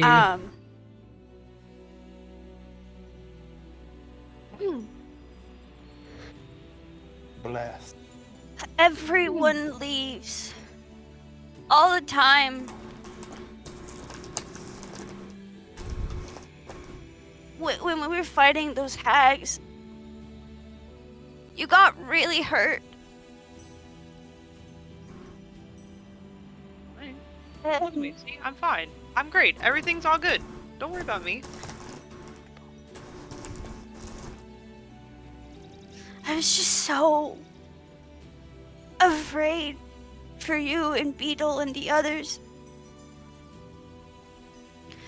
And do you remember the lake before we got to the Feywild? The big scary water bitch? Yeah, I remember that. there was a skull of one of my people in that lake, and I don't know how my people are wrapped up in any of this. And I don't know how to deal with it. I don't know how to deal with any of it. Then don't deal with it all on your own. You don't have to deal with this all on your own. You have us. Lean on us when you're having a hard time. When you're not tell us. strong. Shut the fuck up! I said that and immediately was like, no, please.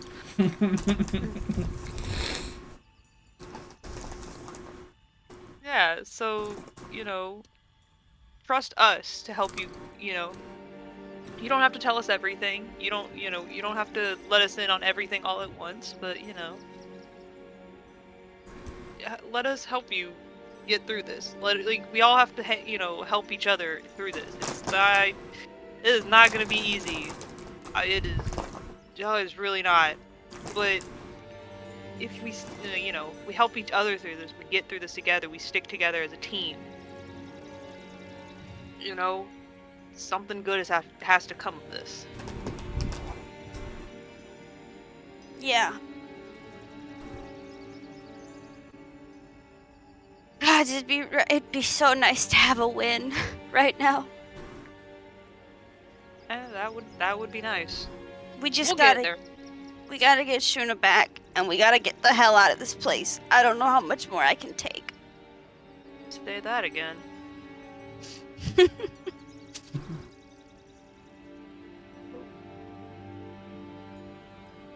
All right. So, I didn't think I'd cry over a pink frog today, but here we are. Oh. Got me doing some emotional shit over here. I wasn't prepared for this. I'm like, Oh, no. Oh. Congrats, you're playing the adult. Yeah. Yeah. You thought I was playing a joke character? Really? This campaign? No. In an Owen campaign, you're never just playing a Joe character. No. So, excuse me, I was eating a little. I wanted a snack. For context, Beetle, tea leaves were red, Gretchen got really mad, and then stormed out of the house and just screamed as loud as she could. I think that's right when the point when my mom called. My mom called, and it was right about when she was like, Mom. Oh, okay. Your mom. It was very dramatic. Yeah, it was. I put a picture in the tavern talk if you wanna see. I like that picture a lot. But you were like, you don't know me. Your tea doesn't know me. It's okay. I went to the bathroom real quick and I came back and this was all happening and I was like, oh shit. I also ate shit on the way back here, so. Well, Because I was running, I was booking it. I was like, go, so I don't miss anything. And I have socks on and I ate shit. I made the mistake of responding to my mom. She sent a picture. She's like, look at all this stuff at the bin store. You should buy me all of it. And I said, maybe. Okay, Mom. And then she called me. I'm like, You're like, oh. no, Mom, please. I'm playing D&D. No, for real. GG. With parents and they you like respond to them. They're like, I can call you now. Then you're like, no. No, that's not how that works. Please. For real. For sure. Yeah. But so yeah. I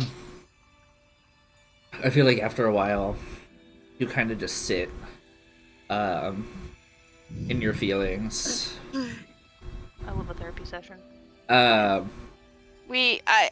assume I eventually pick myself up and start grabbing my shit that I threw You do. in the yard. Yeah. Sorry. Yes. After a split second, you collect yourself, your things, and begin to go back towards the house. Ari, do you automatically set up with her, or stand up with her, or do you linger for a second? I guess I'll linger for like a couple seconds after she she walks away, and then I'll kind of get up and follow behind. Cool. So you both enter back into the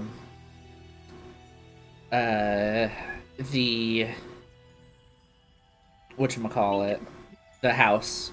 I know words. And you see that That's why I was holding my laughter in, because you said, hey, walk out and scream, and I was like, because all I could see was this little frog going. Yeah. Yeah, you walk back in, and you see that Augumok and Harold are talking with this woman. And you see that Beetle is still in the room playing with Cosmo. Beetle, while everything was going on, what have you been doing? What have you and Cosmo been up to? We'll check in on the child. You playing nice, kids? I'm just dropping stuff on the bear trap to get it to snap shut. Then I open it back up and then throw more stuff at it. You're throwing these like toys that Cosmo has. I won't throw his stuff. I'll throw my own stuff. I have so many things. Oh, Like, okay, watch this. that's fair.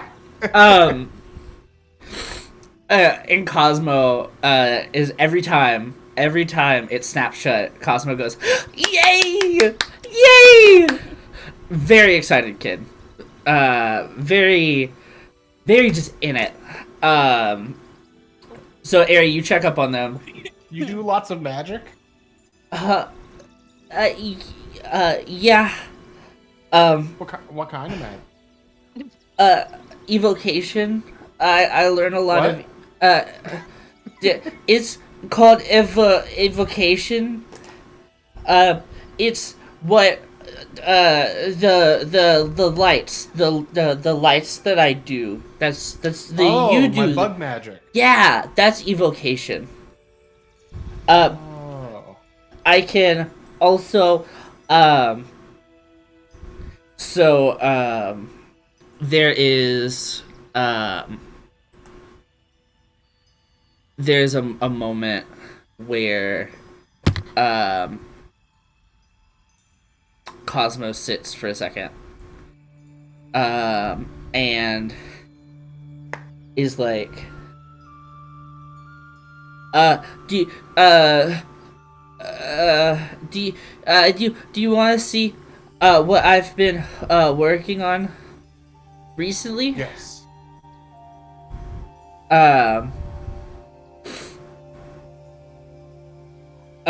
So looking at so he walks over after standing up and grabbing a doll, walks over to the corner of the room and sets it down and walks back towards Beetle. It's like, okay, so what's this? And you see as Cosmo flicks like a couple of fingers down and swishes his wrist, and from his flick of the wrist, from the pointer finger, from his index finger, you see a flash of light, and then a beautiful sea green bolt of lightning hit the doll. Whoa! Yeah. What? That's that was in one of my books. It's called Guiding Bolt. You can read? Yeah. Wow. Wait, you can't? No. I can teach you. No. I mean, there's so many of them, and the words are so tiny. The one that I have had big words. I could do something too. Yeah. Yeah. And then instantly, he goes from being a really excited kid, and he falls straight to his knees and just starts dry heaving.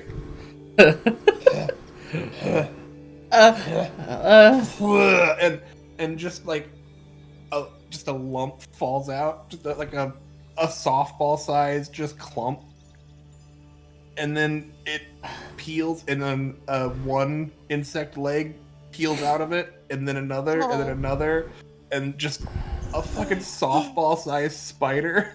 Oh. Cosmo turns to. I wipe my mouth. You do that. Cosmo looks up to Ari and is like, I see something's wrong with your kid. But that's really cool. Yeah. Are we inside at this point? You are both inside.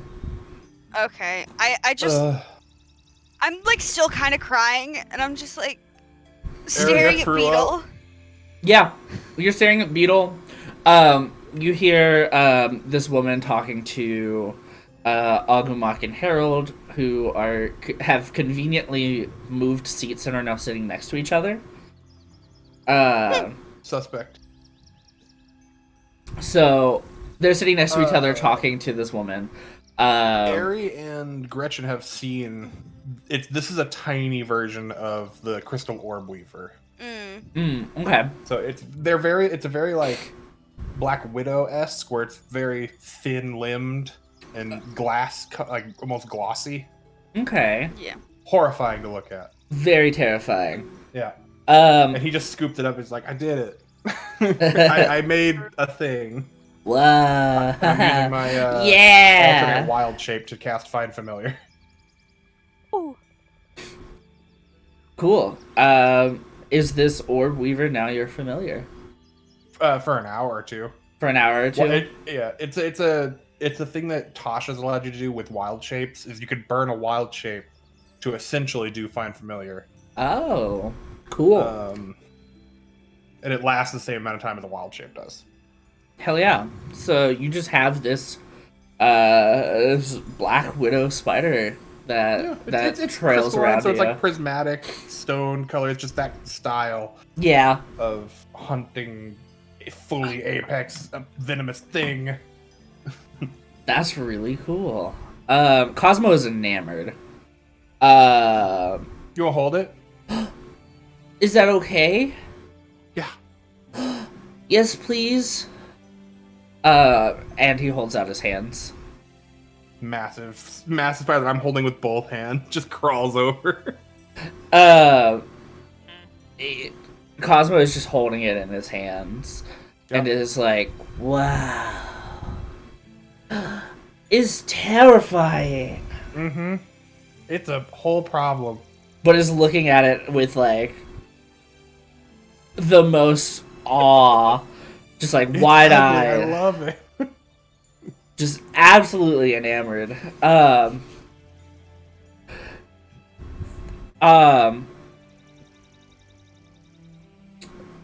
So, Cosmo looks at it and sets it down on the floor,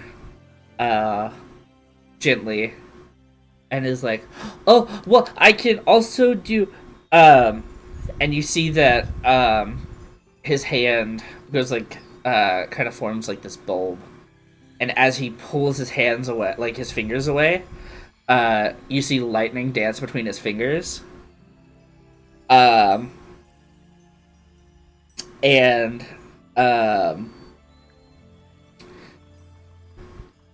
he's like, well, so I can touch somebody with this, and I can shock them. Could you do, like, is the other one that you did? Yeah. Where you shoot one? Do you have a little one of those? I could try it. Cause like I could throw bugs at people, I don't know if you have something, and I could do that forever. I don't know if you have something like that. No. No? I just know the big stuff right now. Okay. I was gonna say you could try and shoot the spider. No. Oh. Run, spider! And I start hucking fire at it. Oh. Okay. I just the ants just like just pour out of him like they normally do, and I'm just hucking globs of burning fire ants. Just skittering around the room, just running. Oh my gosh, that's really funny. Yeah, as you do that, Cosmo is like kind of upset because he doesn't want to see the spider go just yet, but is like more. But but I like this one. Fine. I stopped throwing stuff at it. Oh. Yeah, so we each, all of us, me and then Reina over there, and then Altair, and who is still doing laundry, I think. We all do different types of spells. So I do the evocation. Reina. Yes, you do. Oh. Reina does the divination, and then Altair does transmutation. So. Well, I do bugs. Gretchen has a tiny robot. Oh. And Aerie punches people. What's a robot? It's like a little guy that's made not a guy. His name is I can't say his name. You can't like it. Is it a bad word? It's a bad word. Oh. I can say it outside, but I was told that's not an inside word. Okay. That's okay. We can go outside later and play. Okay. Me and Aerie are just proud moms at this point. Oh. Leaning, kind of leaning into the room, just watching this entire thing. Yeah. I'm like up on Aerie's back. Fucking cute. And just beaming. Yeah. So as that's happening, you can kind of overhear as Ogmok and Harold are talking with who you now know to be Reina. That's her name.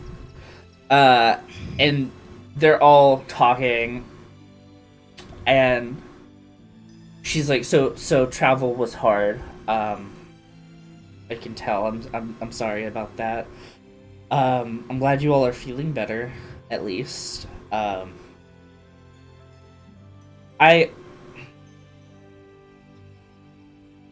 I've been thinking on this. Have you guys, she's directing this towards the NPCs, but if anybody wants to interject, they can. Have you guys gotten any, magic items? I wanna give you guys something as, kind of a sorry. I didn't mean to come on so strong, and I didn't mean to chase anybody off. And Harold's like, so I haven't. I mean, I don't like magic items or anything. I don't touch that. I just So I haven't. Agumok, I don't think has either.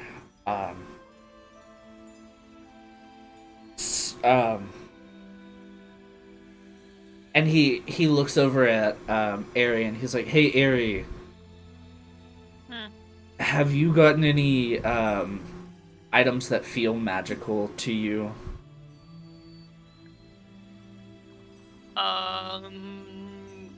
Recently, I still have that. What is that thing that I had? You have a deck of cards and a rock. You also have a rock. Wow.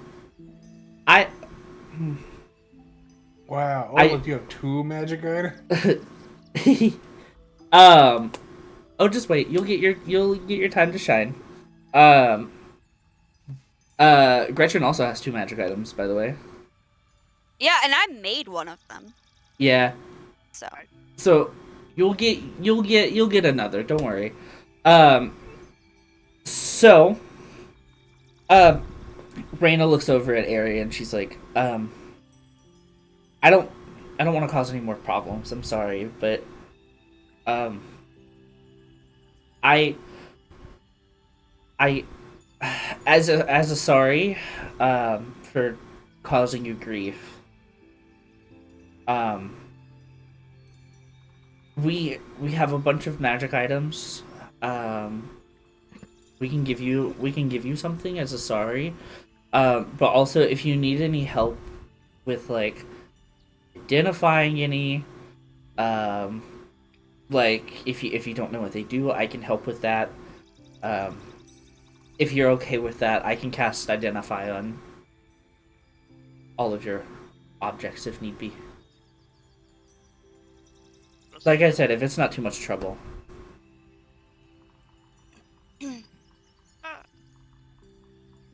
Yeah, sure, go for it. Okay. I toss her one of the vials of the hag goo. Oh, ooh. And she catches it. She fumbles for a second, but she catches it. She wasn't expecting anybody to throw anything at her. But she's like, oh, yeah, let me, hey, don't forget, Zim, you also have a bag of beans. I have a bag of beans and an all-purpose tool. Yeah. And an all-purpose tool. Do you want her to check up on the bag of beans? I'm well aware of what it does. There's more. I'll figure that out on my own time. So she does something with the with the Hagu, and she casts Identify on it, and there is kind of a she looks at it with confusion.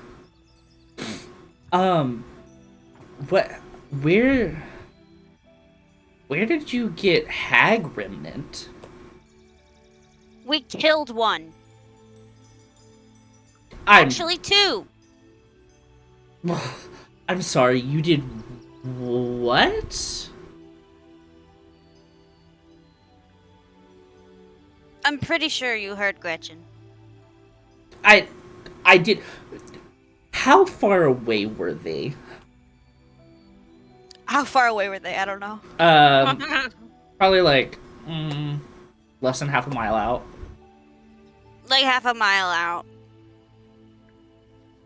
Didn't usually travel that far this way. Yeah, and there was only 2 of them. And I'm kind of worried there's a third skulking around. That could be a problem. Okay. I have a solution to that. Don't worry, I will get to it in a second.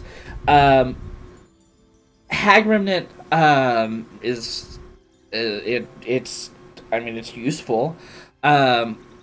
Basically what you can what I'm gonna allow Hag Remnant to do is that if you I would say if you dip your all-purpose tool into it, or if you allow Raina to help you, you can get up to a +2 instead of a +1. The second vial is to maybe boost like your armor, so it'll boost up your AC. So if you allow Raina to help you, that is something that we can work out. I'm an artificer. I can do it myself. Yeah, but this one will have magical properties. Fucking fine. Cool. So she basically relays this. She's like, it can boost any magical items, armor, um, staffs, daggers, anything like that. It can. It basically imbues some of the arcane magic that the witches, the hags had, um, and add to it. So Ari, do you fight with a weapon? Dip your hands in the goo. dip your wrappings in the goo. I have a short sword. Cool. That I do use. Do you want to dip it in? Yes. Cool.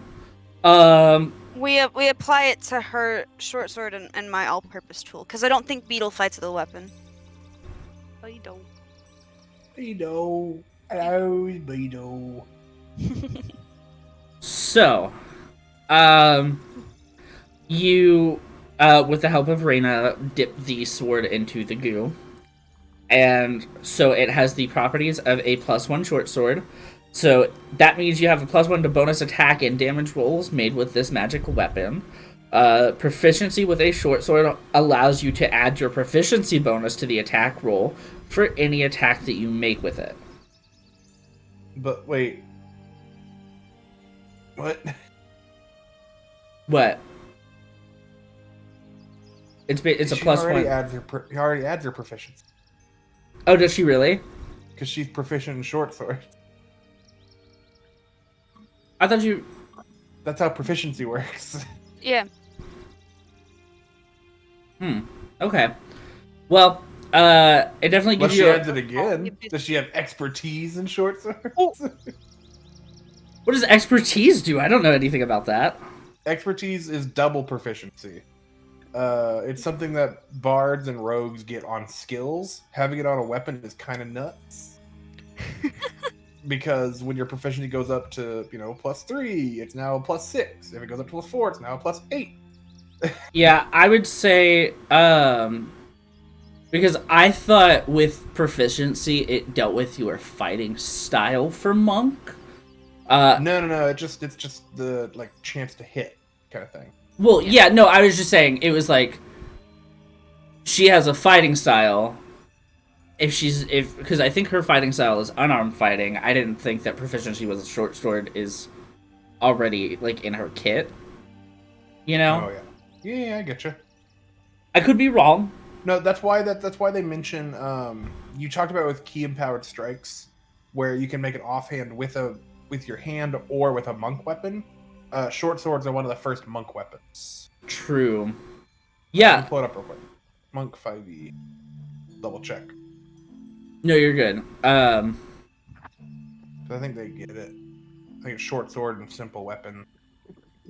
Okay, well, if that's the case... Yep, simple weapons and short swords. Sorry.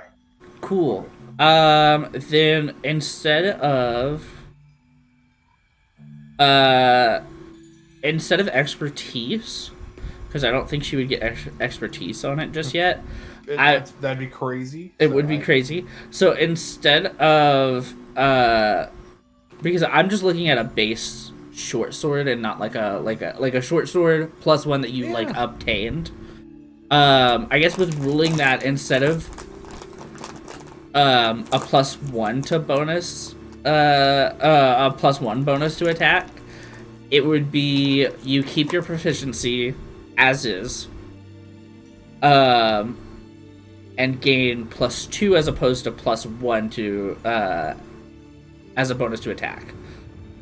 So technically it would be a +2, but I'm counting it as a +1 since she already has it and has the proficiency. Does that make sense? No. Okay. Give me just a second here. You're good. I'm looking at what D&D Beyond gives me. If you're trying to just give her a +1 sword, Yeah. it would just It would just- a +1 sword, and she'd get a static bonus. Ari, what is your dexterity? I don't know where dexterity has a goddamn thing to do with this. That's So I believe. 14. Okay. +2. So right now her sword is a +4 to hit with a Okay. +2 damage. If it was a +1 sword, it would be a +5 to hit with a +3 damage. Okay. So +1 weapon is pretty good, Mhm. and it's a nice low-level magic item if that's what you want to do. Yeah, that's what I'll do. So I'm not I'll. sure what the other thing was where you were like, it's a +2, but it's a +1. Yeah, that was complicated. I was complicating everything. I don't know a lot, Okay. so thank No, you it's for all good. correcting me. No, I'm just trying to figure out what we want. No, you're good. That helped a lot. So, it's now just a +1 to attack. Which makes the a +5 to hit now, which is great. You know? So, just change that Emily when you can. And then for What? So okay. Do you see the attacks and spellcasting panel on the main character sheet? It's in the middle. Yeah. Hover over wherever it says short sword, and there'll be a little gear on the right. Click on that. Got it. There's a lot of information. All you're looking for is name, and under that is attack. It'll probably say attack dexterity, and then it'll have a plus, a bonus, and then it'll say proficient. So you're gonna change the single number, the plus, to I don't know if you already have something. there's nothing there. Then add just 1. Okay. In that field. Cool. It did. So now your sword is a +1 sword. Gretchen, for you, I already have a +1 yes. to my wrench. So it goes up to +2. Okay. And I am already proficient. Yes. I had told you that when getting, like, you can upgrade your all-purpose tool further with magic. This was that moment. Yeah. So, now you know why I said you can get +2, +3 further on down the line. I doubt you will get a +3. I have not thought that far ahead, but if I think that far ahead and I'm able to, I will try my best. But a +2 is amazing. Yeah. So, and I think that'll help you out a lot. On top of that, so she hands you back. It basically, what it did is when you dipped it into the 2 separate vials, because I gave you 2 vials, is the short sword, the goo kind of attached to the short sword. So, Ari, you can describe what it looks like now if you want, and Gretchen, you can do the same with how the goo now holds on to and has formed into each item. Okay. Ari, do you have an idea?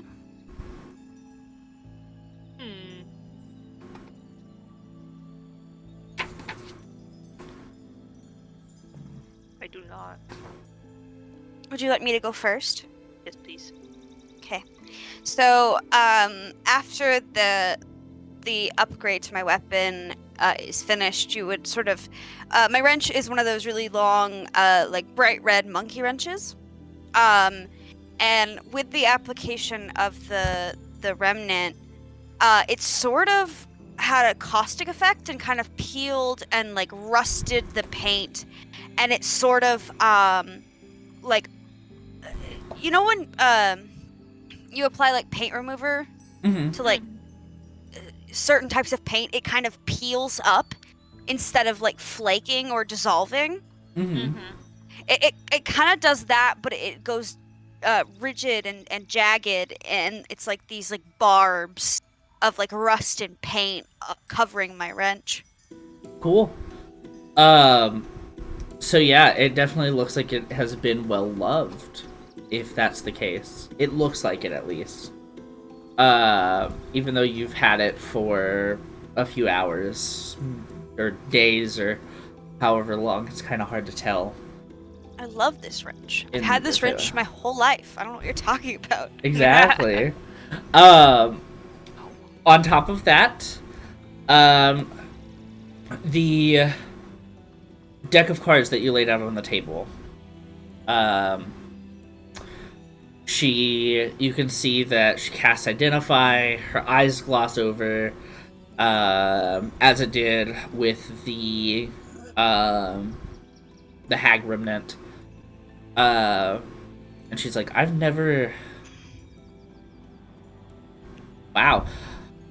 I have never seen an intact deck of illusion before. Wow. Usually some of the cards are missing, but this looks like a full 34 card deck. So, you can now change deck of cards to deck of illusion in your inventory. Basically, what a deck of illusion does is it has a set of parchment cards. A full deck is 34 cards. It's usually missing about 1d20 minus 1 cards. However, this is null and void since it is a full deck.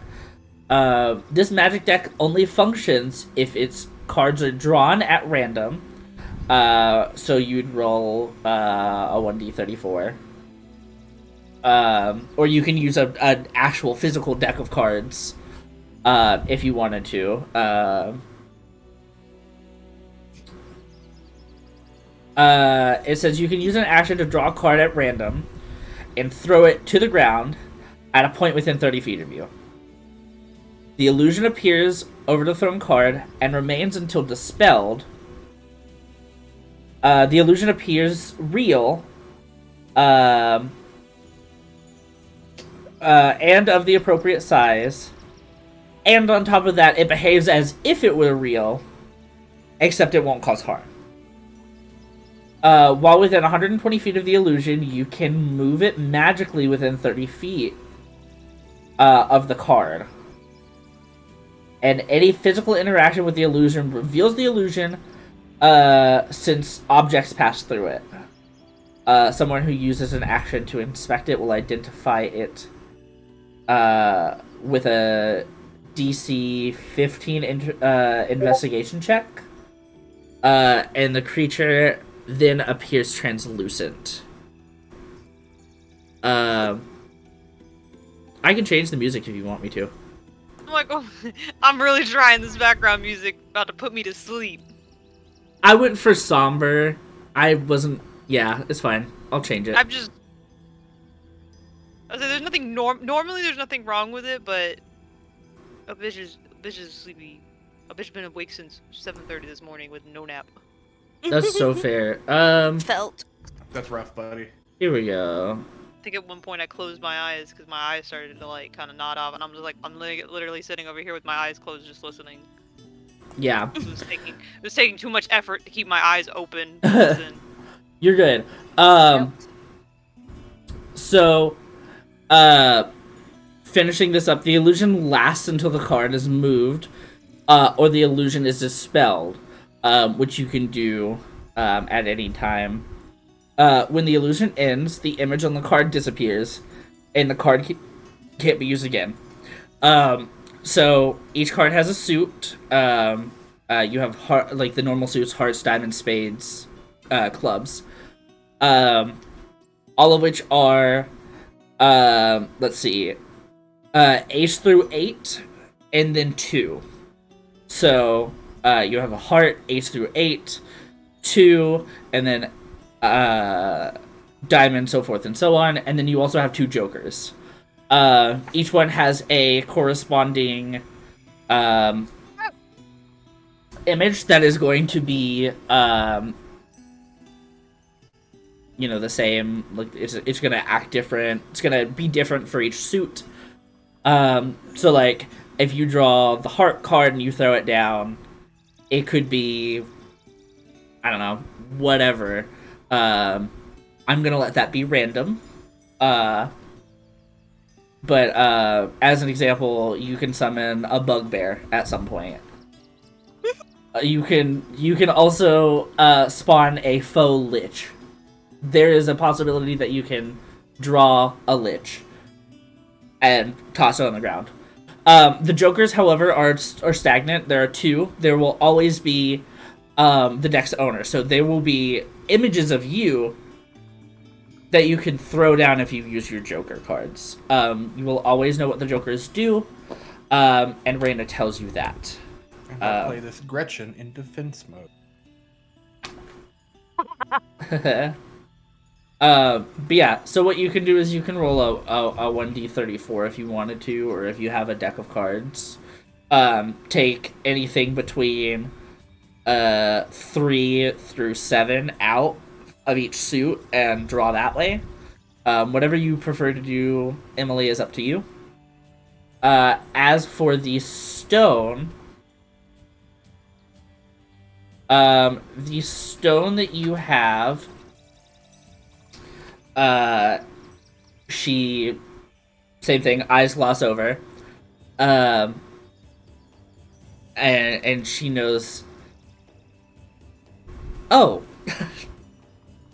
this is a sending stone. Usually there's a rune on it, but I made this one myself. I gave the other one to,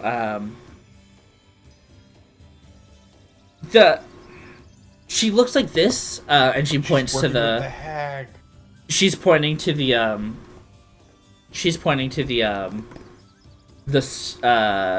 the engraving of Shuna.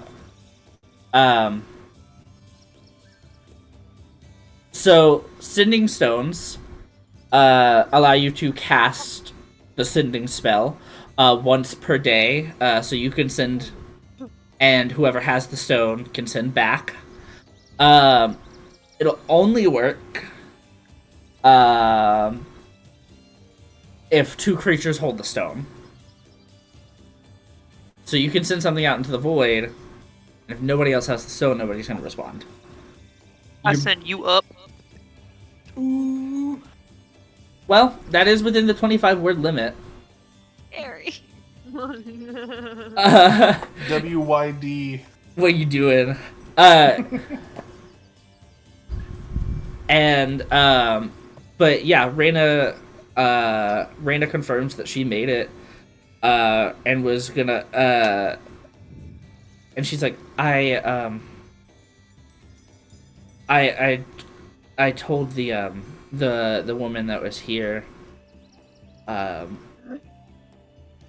to leave it somewhere. She knew you would find it, but that, you said the hag had it? How suspicious. I was suspicious. I don't like that. Anyways, you have it now. Take off your face. Take off your face. Take off the mask. Let me see your true form. No, I'm kidding. But no, she's like, cool. That's great. As long as you have it now, that's all that matters. Cool. You know, the people that she was traveling with weren't very nice. Do you know them?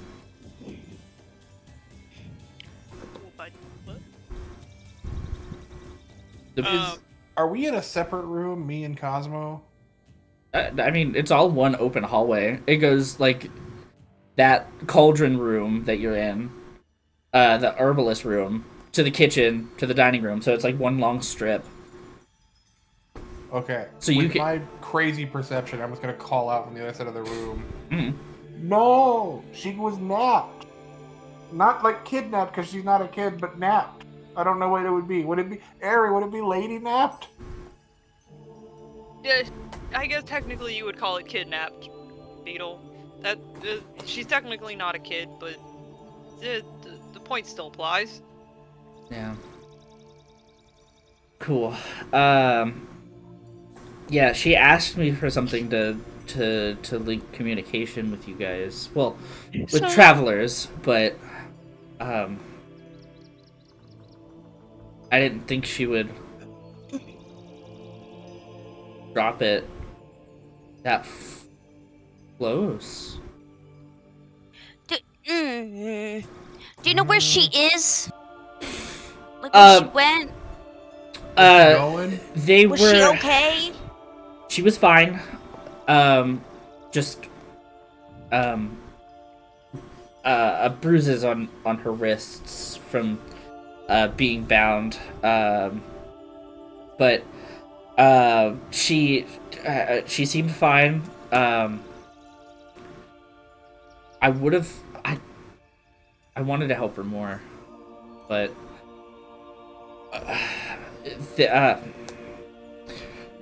from what I know, they were heading south towards the Twilight Cathedral.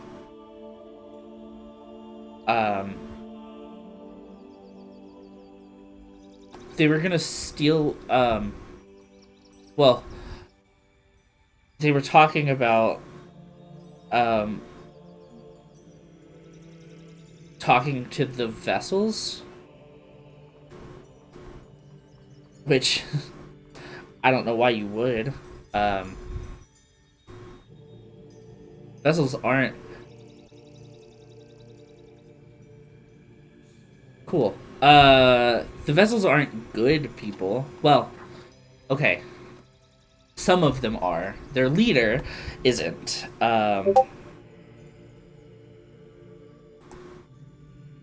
I used to,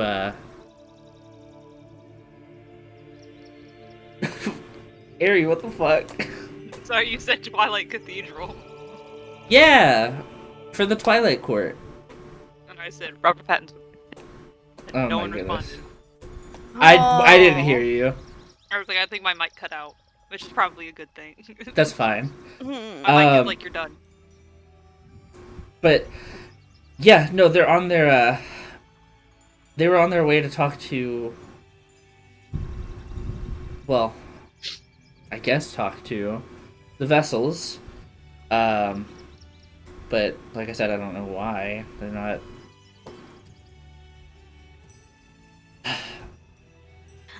I don't know. Listen. Yes. We got a town to save, and we need to get this one's girlfriend back. So, just where is the Twilight Cathedral? It's south in one of the autumn provinces. That's very unhelpful. None of us have been here before. Except for him, and he's a child, and runs away at the slightest issue. That's how you stay alive. That's how you get us all killed. We ran into the fight. That was on you guys.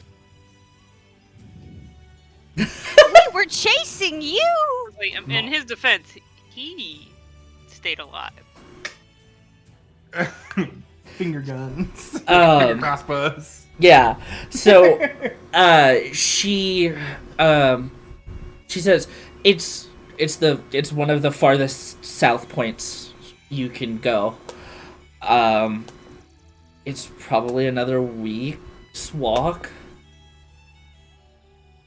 I can get you closer, but... Do you have a map? A map would be really helpful. And she looks and she says, yes, I have a map. And she goes, to this, like, beautiful, ornate, like wood slab on the wall that has, like, a tapestry on it. And that tapestry is the map of the entire continent of Oroa. And I personally don't have a picture, but I think there's one somewhere, in the character chat, I think.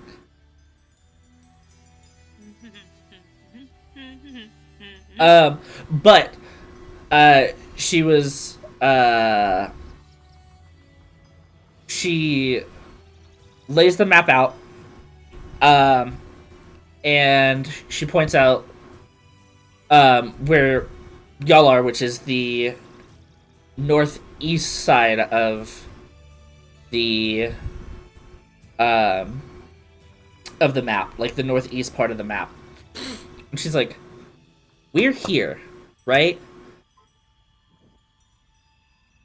This is everything at the top here is owned by like Spring. It's all Spring. Because the Twilight Court decided it was a great idea to separate everything by seasons. It's great for the Eladrin, not good for us. But up here's Spring. Below us, going clockwise, is Summer. There are 2 Summer regions that you can go through. And then below them are the 2 Autumn areas. She points at the southernmost tip, and there's like you can see that there's like kind of like a crudely drawn, like you can see where all like the towns and stuff are with like crudely drawn town markers. And she points to like this one like giant cathedral. And she's like, "This is where they're going. And if this is where they're going, they're gonna potentially run into some problems."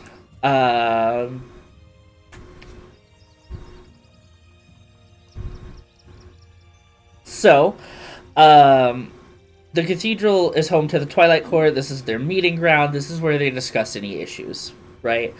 I mean, you have Thelelin, you have you have all of these archfey, and the vessels, they commune with them.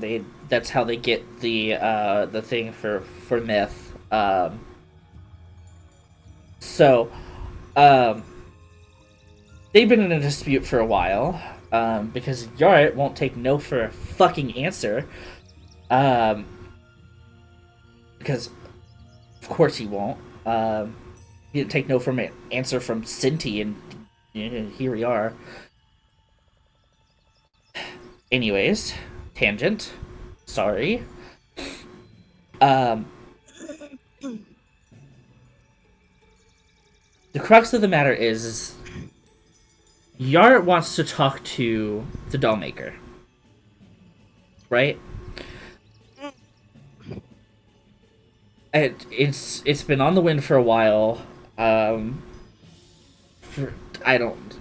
He wants to get as close to her as possible.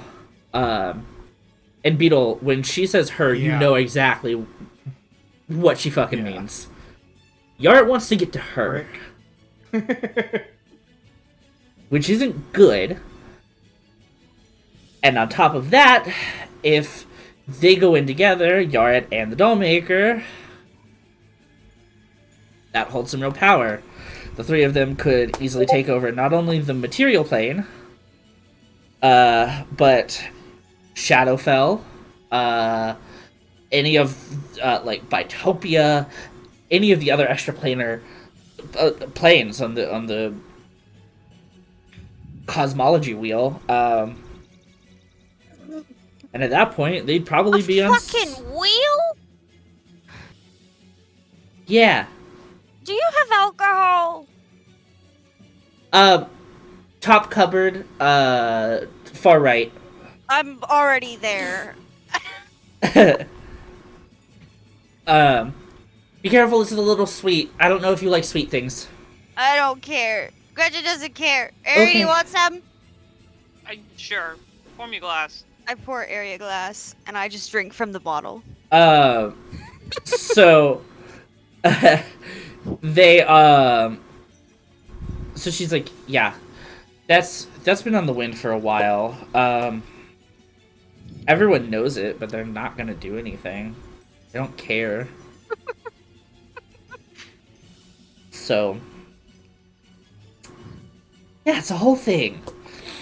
This is great. So. Well. You have that looking. That if they get there and they try to talk to Yaret, they're dead. All of them. So I advised against it.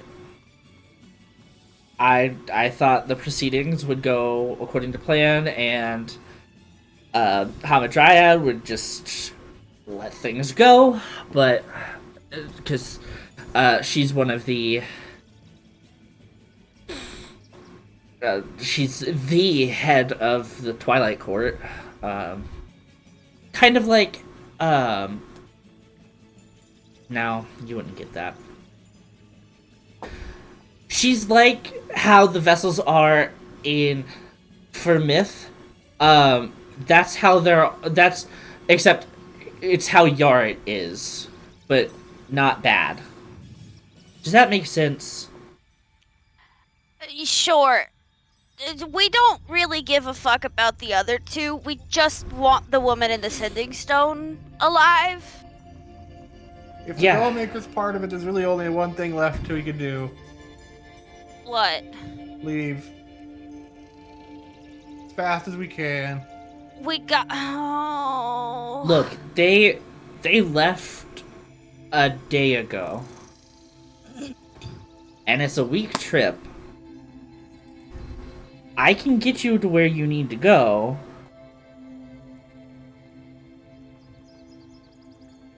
And I can get you there before, so you have time to stop them. That means no interaction with the Twilight Court or Yaret, which means no interaction with the Dollmaker, which means no interaction with anything creepy. Okay, there are two options. We can try for that. I can do what I can. And then we can leave. Yes. Yes. As soon as we get Shuna. The other two, I don't give a fuck. If Yeah. they live or die, they Yeah. do whatever they want. What do they want with Shuna? Um, What's her role in all this? collateral. Yeah, but That at for this what? For us? yeah. What do we have to do with any of this? Iris is Oh. scared of you. We're three chuckle fucks. We don't do anything. We almost died to two creepy bitches in the woods. I'm getting kind of drunk. I'm 2 foot tall. That's fair. She looks at you and she's like, well, they also aren't typically around this area at this point in time, so something must have caused them to get closer. So who knows? Maybe they like the thrill of the chase. I don't know. There was literally no reason to take Shuna. If they didn't take Shuna, we wouldn't be chasing after them. And they could do what they wanted. But now, apparently, we gotta go stop them and save the world. I hate everything! And she just drinks the rest of the bottle. That's fair. And she's like, look. Alright,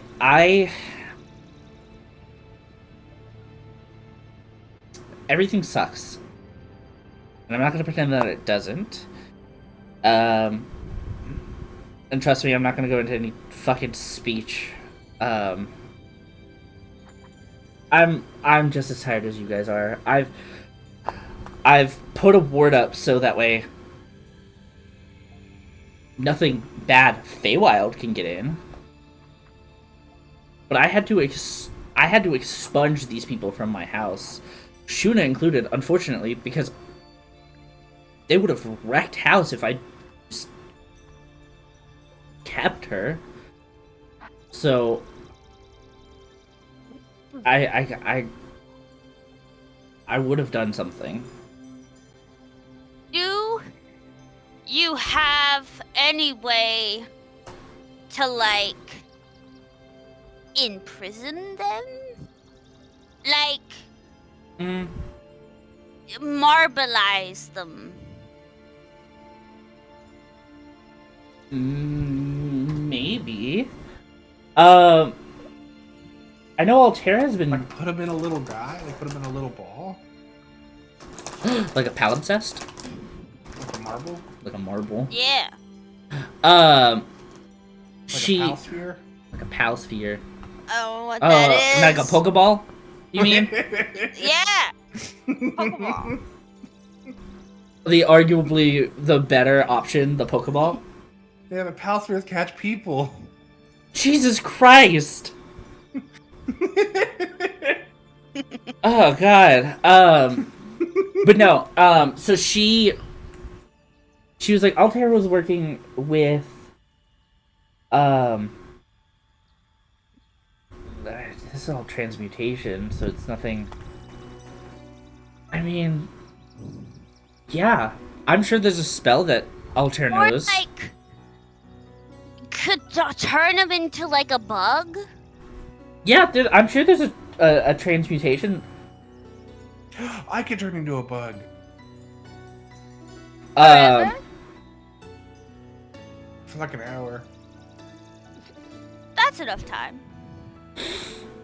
And I become a bug. do it. It's a horrifying visage. It's Good. like an old, like, 60s werewolf movie. Good. So you do that.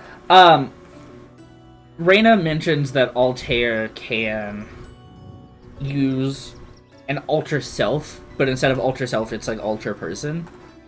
And can cast it at a high enough level where it can latch on to one or more people. If necessary. Right, we leave Agavak, we take Pretty Boy, we go and we save the world. You don't have to leave anybody. Look, okay. This is heavily advised against, and I'm probably going to get a word from Great Mother, but I have an idea. I can basically imbue potions with spells. So I can give you an Alter Self tonic that alters them specifically into marble if thrown at them. We're not known for our aim. I can make 4. You get 2 shots at each. Harry? You're on throwing duty. Sure. Give me them. Give me them. Cool. That's just Esper. That's Depresso? That's Esper. He's a sad boy. That's just Esper. So, she, yells at Altair to come in. They walk to the cauldron and kind of around where, Cosmo and Beetle are playing. Like, they move around them so they don't get in their way. And they start working in their cauldron. I think I've turned into like one of those big dogs that like have the whole like rumor thing about them is they have like a little cask of whiskey on their collar. Bernie's Mountain Dog? Yeah. Yeah. It's about that size, but it's just a big like Hercules beetle. Oh. Cosmo's like, can I ride you? I want to ride the big beetle. I can't talk. So I'm just gonna just not move and just kind of like crouch as much as I can. So Cosmo Like a camel. basically Just the just front like legs. hops on. And whatever will ensue will ensue. As they're working away at this, a couple of I'd say probably about 30 minutes pass, or what feels to you like 30 minutes, and as she's doing it, she has to move around Altair for a second, and she makes eye contact with you, Ari, and Gretchen. And obviously she looks at Beetle as well, and she's like, "Feel free. We have some magic items in our storage closet over here. Feel free to grab one each. I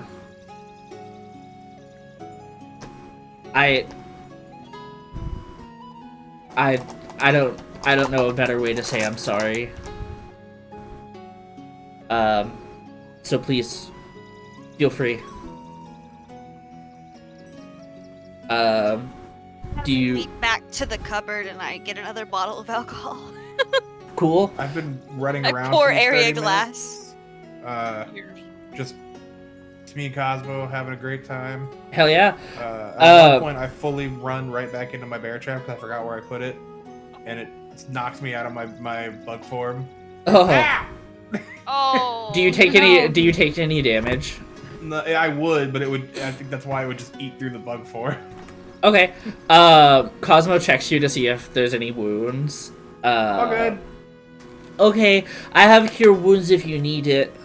No, I have a lot more legs when I'm a bug. It was just Uh, one of the not me legs. Oh, good. Okay, good. Is there a closet full of stuff somewhere? Yeah, we have, so there's, right here next to the cauldron, there's a pantry of magic items. What's a cauldron? This It's like a is tub. it's a big tub, but you pour stuff in it to make potions. Oh. Okay. And you hear Altair speak up. He's like, yeah, this is the first time in a long time that we've worked on a potion together. Whoa! I thought you were still doing laundry. No, Reyna called me in. Stardust Coven duties. You do.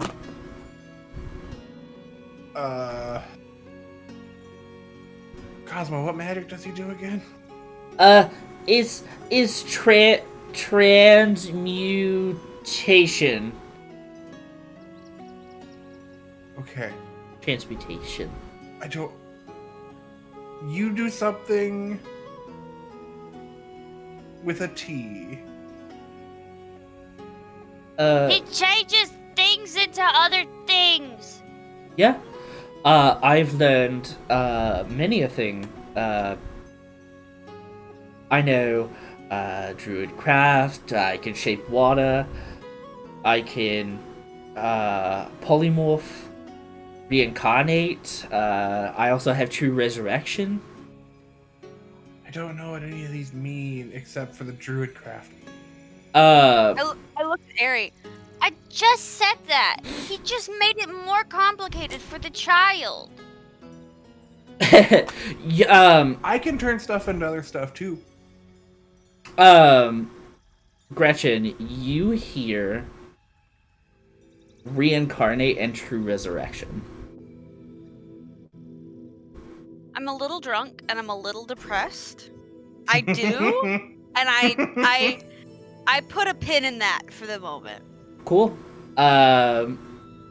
Just know you hear that and you think about the skull that's currently in your bag. I do. Cool. So, Come on, you could do it.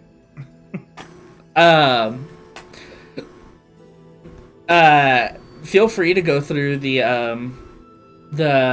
magic item list. Anywhere from, I believe it's common to very rare. Pick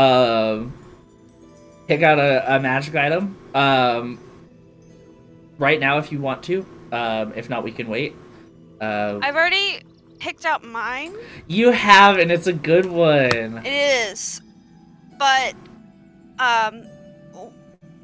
while they're kind of looking in the closet, I would like to have a sidebar. Cool. Rare to very rare? Rare to very rare. You can make an exception for any others. I'm good. I'm done. Cool. What you got? Staff of the Woodlands. Ooh. It's a druid exclusive magic item. Very cool. Let me look at that. Character chat. Ooh, you get extra spells and a tree form. That's cool. What are we looking at? Magic items. Rare to very rare.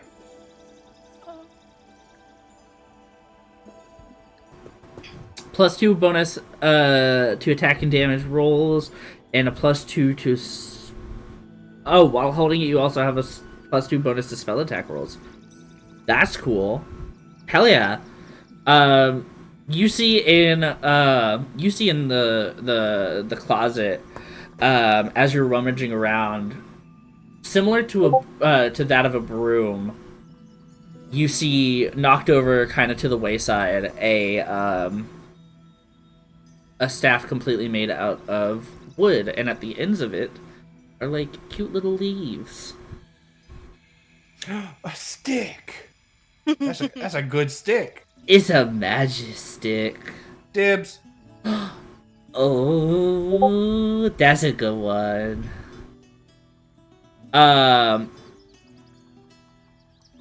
And so you pull out the stick.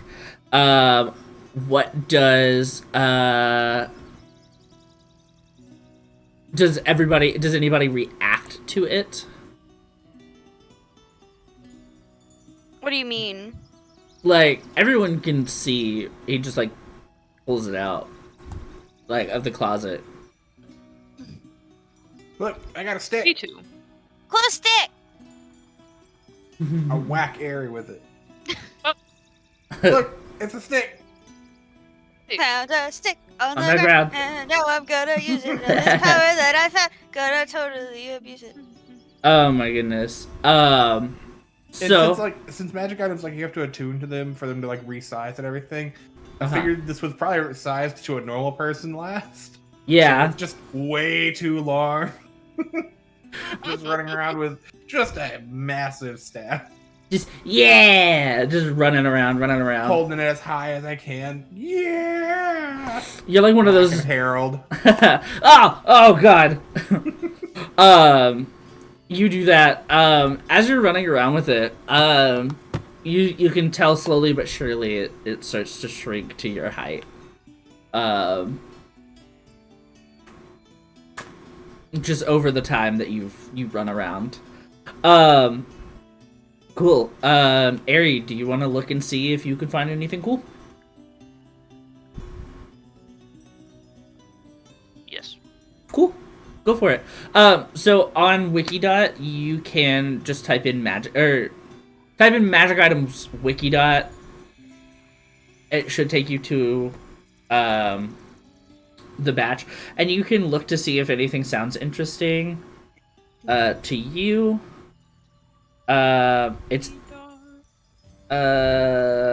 It's anything. What the fuck? Get off me. Yeah, okay, so it's anything from common to very rare. If you find anything past that, like, legendary, you can make a case for it, and I will consider it. Hey, Emily, this is gonna be a secret. I want to send this to you as a suggestion. It's a secret. Don't tell nobody unless you want. Don't tell nobody unless you want. No, I hate this version of Discord so much. I know. I hate it so much. And Zim, you have yours. I do. Ow, my fucking eye. I will Once seaweed, right? Yeah. very, very close. My magic item is bobbing lily pad, which is a vehicle. Ooh.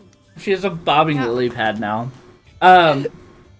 It's 10 feet. It's a 10-foot circle, and it's a lily pad, and it can move on land, water, and it can fly. And its speed is, I believe, 20 feet, and it can hold up to 300 pounds. Which will be more than enough for the three of us. Harold and Ogumok are going to have to find something else. So. Soon I can turn into creatures with swimming speeds, which would be nice. Hell yeah. There. Just big old water striders. Oh, that would be so cool. Oh, that's really cool. But I would like to have a sidebar. Okay, so Uh-oh. do you want a specific? Like, what do you mean by sidebar? I would just like to have a scene away from the party. Cool. Yeah. Do you want to sneak off now or wait? So, while they're like in the closet getting their items, I will very quietly detach my face hugger from Aerie, and I will skitter it across the floor, and it will attach to Reyna, I believe her name is. Yes. And I'm gonna jump up onto her shoulders.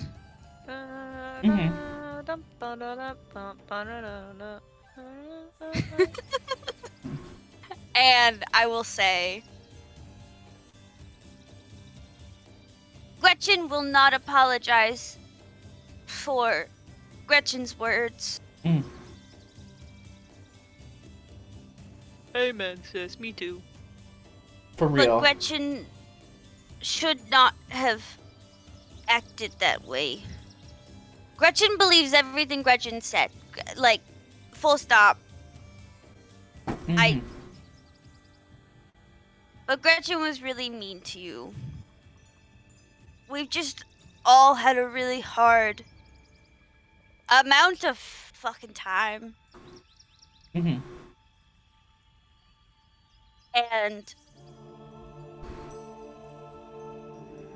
I couldn't deal with it.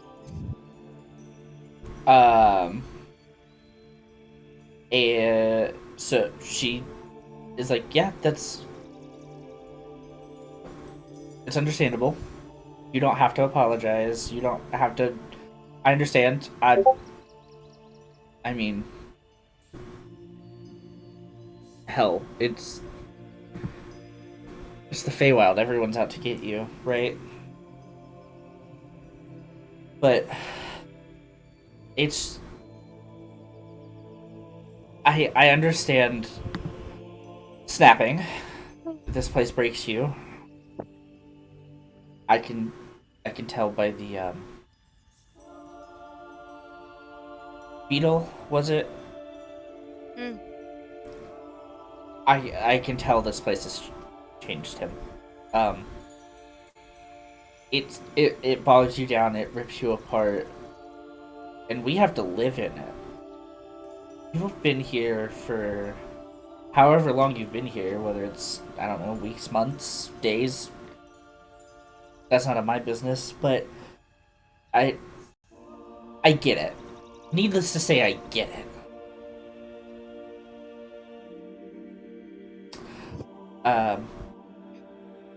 Which, to that She's degree, well, yes, but that's neither here nor there. She's like, but to that degree, I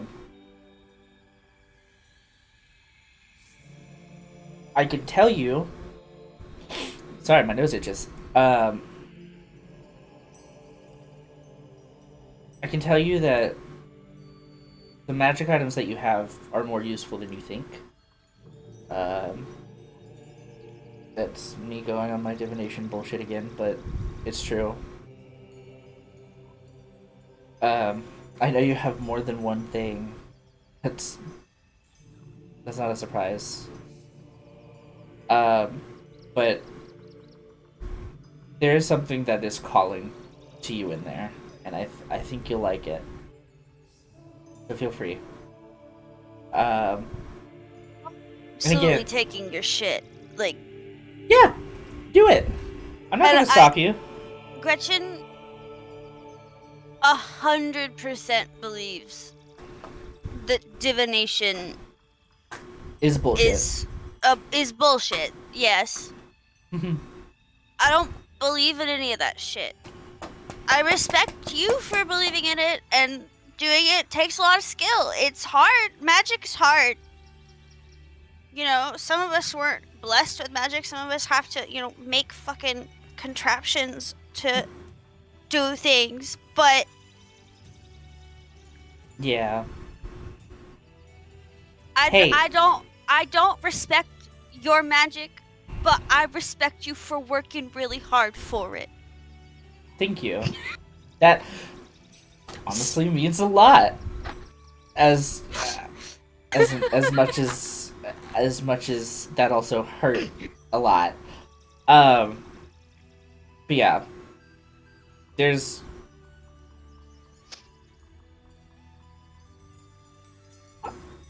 I know you have more magic things on you. I got a bag of beans and a thing that I made myself. Yep, which we just worked on, but the other thing, the bag of beans, they explode. They don't just explode. Ask me how I know they explode. Don't even go there. Cool. Yeah, I won't. I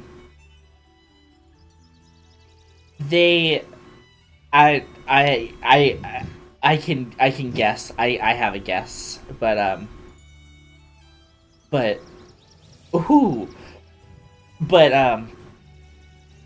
they have other uses than just exploding.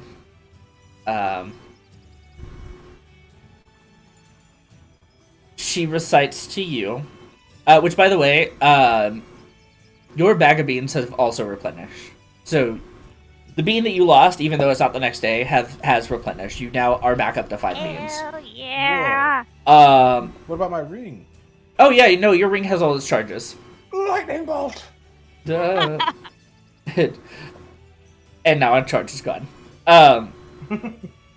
But so let's see. This you already know. If you dump the bag out, the beans explode in a 10-foot radius. Each creature in the area, including you, must make a DC 15 dexterity roll, taking 5d for fire damage on a failed save, or half as much damage on a success. Fire ignites anything flammable aside from worn and carried objects. If you decide to plant them, which this is the part that she really mentions to you, the bean produces an effect 1 minute later from the ground it was planted. So you have to plant it and water it for it to grow. It'll react within 1 minute. And you roll a d100 to get the effects. So, the effects are still unknown to you. But you know now that planting it will cause something different to happen. Other than exploding. Okay. But she's like, detect magic, identify clairvoyance, scrying, divination. That's all stuff that I have. Hey, it's your beliefs if you don't believe it, but I'm here to help. If you need me again. No. The other bullshit, like, that's real. It's the, like, future clairvoyancy bullshit that I don't believe. The rest of it's very real, and it's very cool and very powerful, and I respect that. I do not respect the future telling vagabond shit. Oh, well. Make no mistake. Gretchen is an asshole, but Gretchen respects hard work.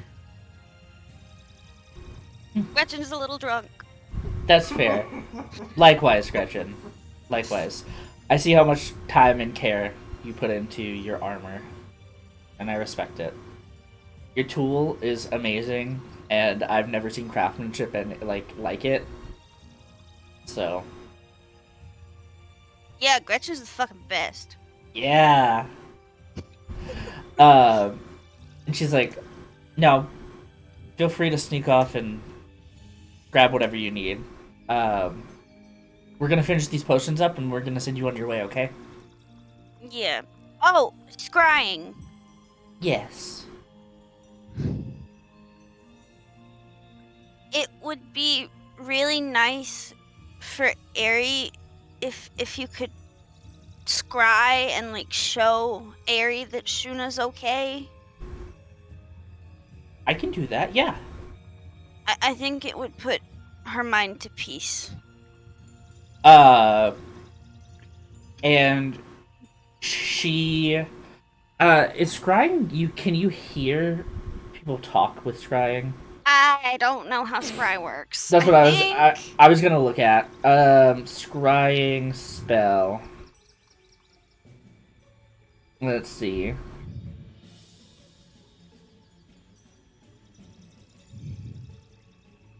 Okay. So you can see and hear a particular creature you choose that is on the same plane of existence as you. The target must make a wisdom saving throw, which they can choose to fail. And that can be the physical connection that you have to it. Cool. So, yeah. She's like, she looks over at Altair and she's like, "Do you got this for a second?" And he nods. And she walks over. Is Gretchen still on her shoulder?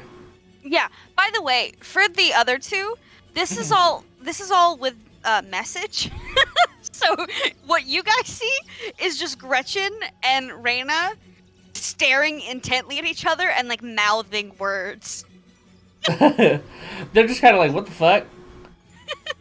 Some of it is also Reyna like staring into the cauldron, just mouthing words as well.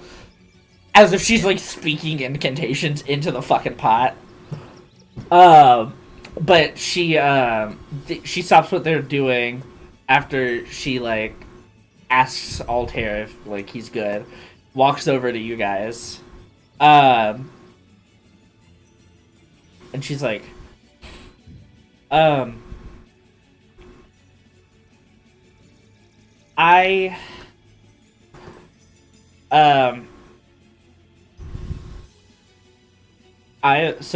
I don't need anything because I've met her.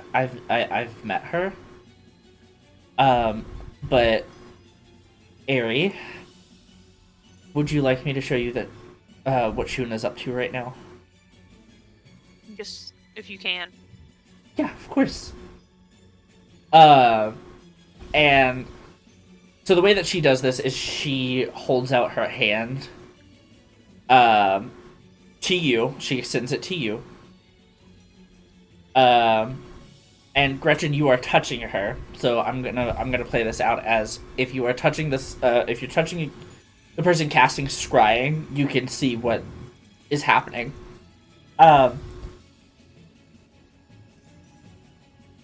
so what you can see is Shuna chooses to fail the save, and she sits. You see a small campfire. A couple of mats on the ground, a makeshift tent set up. You see that Shuna is tied with her arms behind her back to a tree. But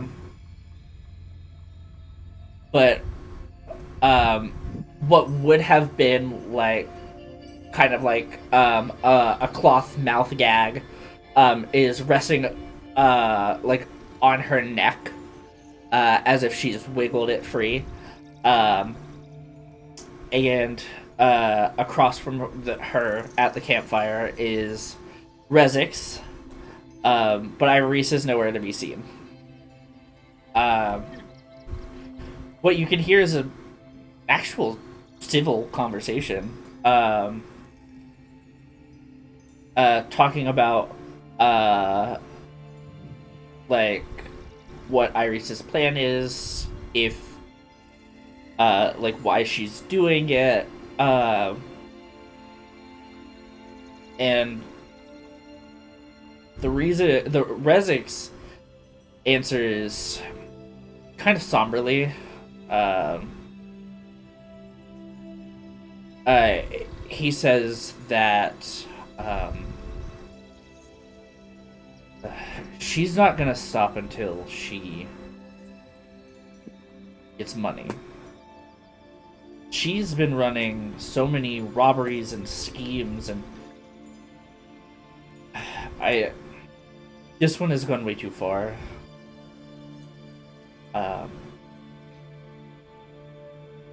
I think she's ambitious, but I don't know. I don't know if I like the person that I'm seeing. And you see Shuna kind of nodding and understanding. And she's like, well, I think Irisa's lost it.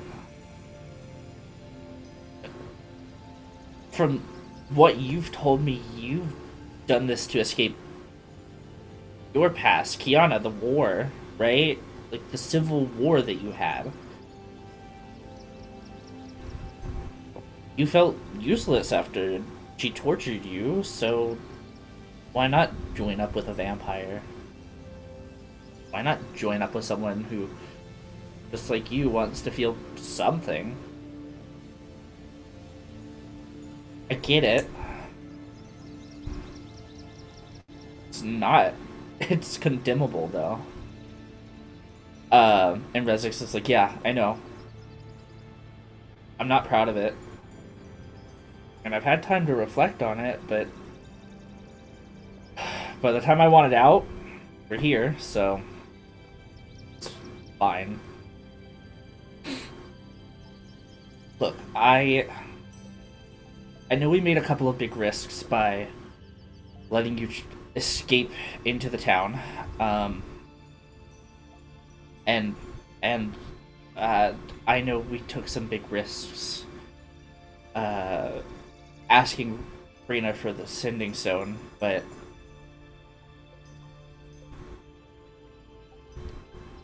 I think we can get out of here.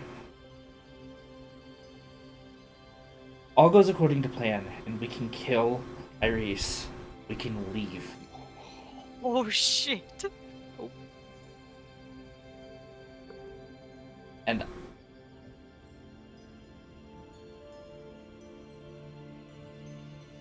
I don't want to put that on you. And Shuna looks at him and she's like, I'm already in this. I've been in it for the past 2 days, so I'm gonna be in it now. Whether or not they come for me, that's fine.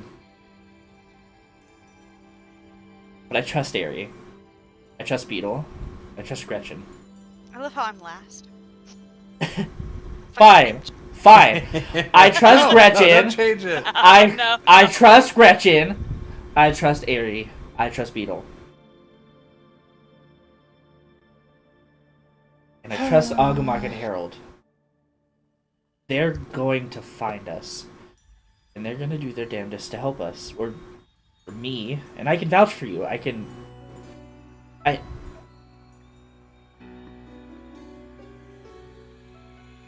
After we get out, if we get out, you have to make a promise. You gotta swear to me that you don't come near Aerie, me, or anybody else from this party ever again. Unless you absolutely need our help. Deal? And Rezix is like, sure, yeah. That's fine. You see he tries to, like, instead of putting, like, both of his hands to his face, he doesn't have an extra, he only has one arm, so he like, rubs his face with one of his hands, kind of exacerbatedly. And he's like, fine, yeah,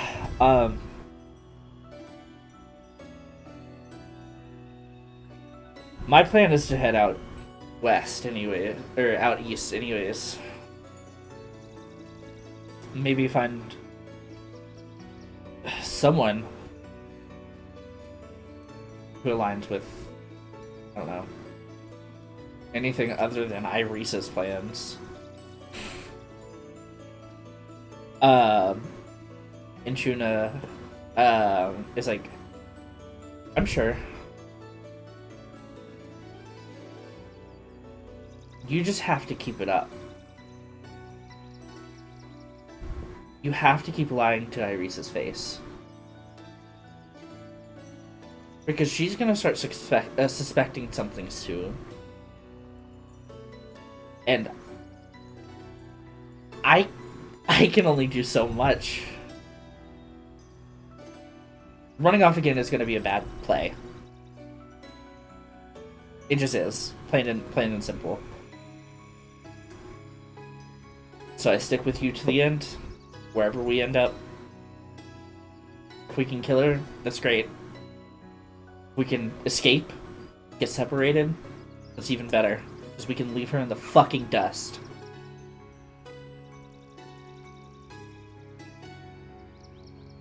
Who knows?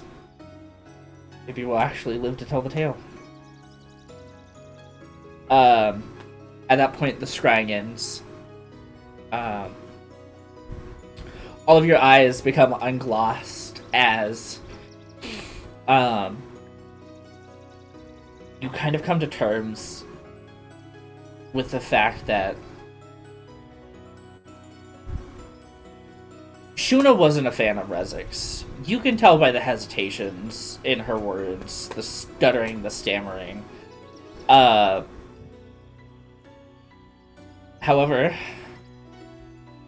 him being free and him not liking the Iris he sees is her only hope right now. And she trusts him as much as she can. But she looks alive. She looks well. There's no marks or gashes or wounds on her face, on her neck, on her body. Her skirt has become all raggedy because of her running through the thicket and brambles and everything like that, but all around she's fine. But how are y'all feeling with this small conversation?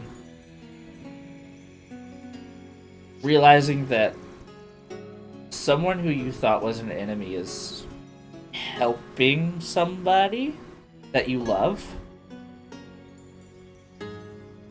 I mean, it gives me hope that someday this can end and we'll find him. At least we have someone on our side. Yeah. What's Gretchen thinking? Gretchen is still a little drunk and is she still can't figure out why they took Shuna in the first place. Yeah. But nonetheless, she loves the double-crossing bitch when it benefits her, so hell yeah. She's for the first time in a minute, she actually feels like they might be able to do this because they have the element of surprise. Yeah. If Iris doesn't see that her right hand is gonna double cross her, then they have a chance to pounce, and maybe they can get the upper hand. Hell yeah. Raina comes out of it with you two, and she's like, okay, so, she's safe. That's good. No marks, no scratches. Fine. That's great. I don't know if you'll need this. But she takes, she goes over to a cupboard in the living room, so like close to like the window that you looked in. She opens the like cupboard of this like it's like end table. And she takes out this like thin, like small, probably about this big around, if you can see me, mirror. Yeah. That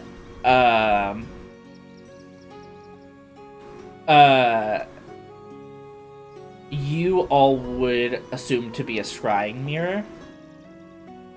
And she hands it to Ari or Gretchen, whoever wants to take it. And she's like, okay. So, this isn't a magic item. This is just plain scrying mirror. I mean, it's inherently arcane, but it's not gonna boost anything for you guys.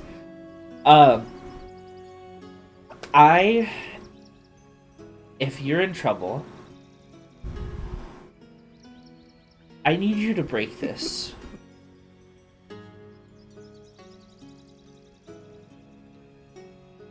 Okay. Not now. Well, I wasn't gonna. Just in case. But this is a way to get us to your location as quickly as possible. Shattering a scrying mirror will cause the owner to hear this high-pitched frequency in their ear. However, what we can do, we can attune it to one of the three of us. That way when it breaks, we can come help. If it gets bad.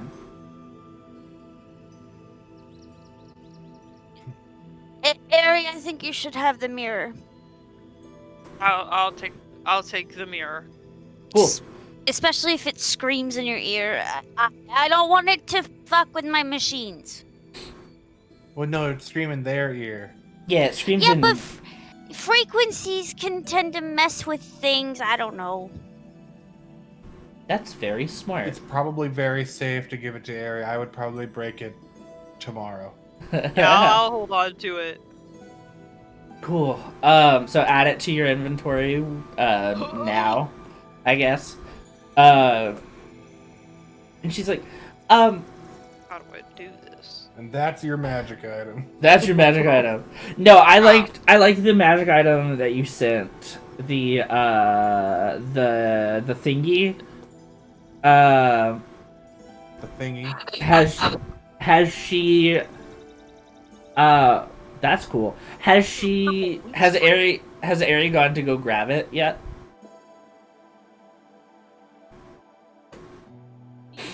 Yes. If not, you can tell me you do it now. Yeah, I'll grab it now. Okay, cool. I'll go grab my lily pad as well. Cool. So, you both walk over, you rummage, and Gretchen, on the floor of the closet, you see this lily pad being held up by these like spindly roots, with like this beautiful flower on it, holding a couple of other items. It is one of the most beautiful things, and it reminds you of one of the places that you've called home while in the tribe. Yeah. I would grab it, and Gretchen had pulled herself together, and at this moment she just falls on Aerie and just starts weeping, holding the lily pad. Oh no! She's so drunk. It's okay. As you're comforting Gretchen, you're also going through the cupboard, and you wanted the belt, correct? Is that the one you settled on? Yes. Cool. So you find this detailed belt made of these very ornate scales, and you now obtain a dragonhide belt. Hey, nice. So everyone now has extra things. Which is great. I'm very happy about that. Dragonhide belts are dope. Dragonhide belts are dope. And it looks like what? If we're taking the very rare one, pretty freaking nuts. It looks like so very rare. Do you want very rare? Is that the one that you want, Aerie? Yes. That's a +3. That's not bad. Yeah, it's specifically just to your key stuff, but still. I mean, that's not bad. Because that's saving throw DCs to your key spells, so that's great. So yeah, that's a +3. That's amazing. Yeah. Go ahead and take that. So you all three have new sit fun and play items. Way too many, just because I have. I've been looking at magic items a lot recently. Hell I yeah! had some fresh in the mind, and the first one that popped into mind, I'm like, oh, here's a belt of fire giant strength. I saw that one. That one's cool. But yeah, I felt bad for last session. I was like, I'm gonna give you guys a little present. For my bad DMing. No. It was a learning curve. I need to relearn. It's fine. I'm gonna get better at some point. I'll take a staff of the woodlands, but Yeah. you're fine. Yeah. Hell yeah! I mean, I'll take a lily pad. Shit, it's extra shit. Take it. But yeah, so you take all these items. You have a nice night.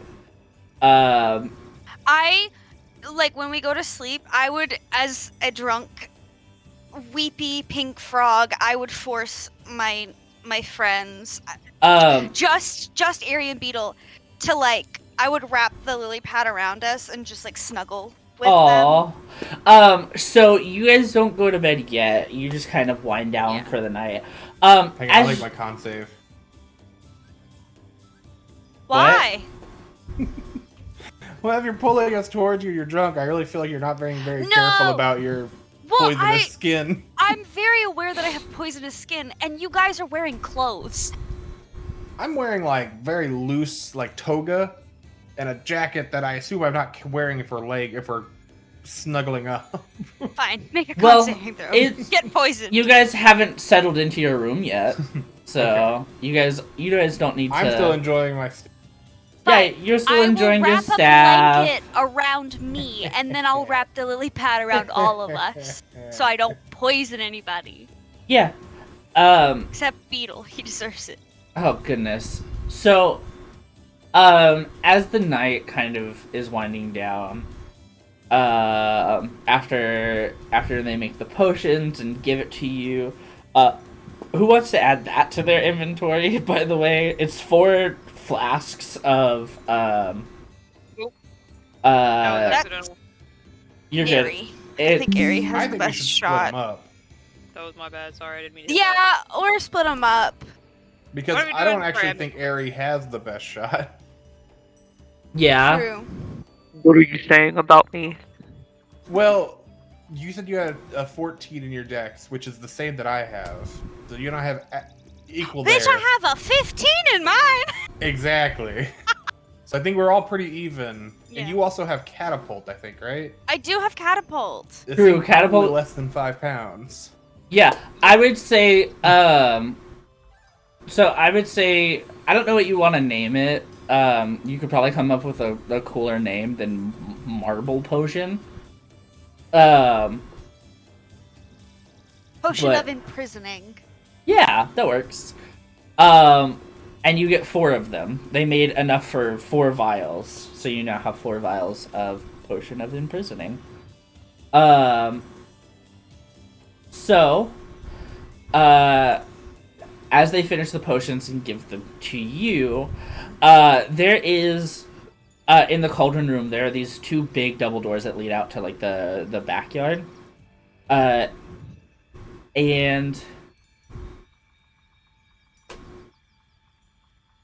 you hear a knock at the door. I cast Path Without Trace.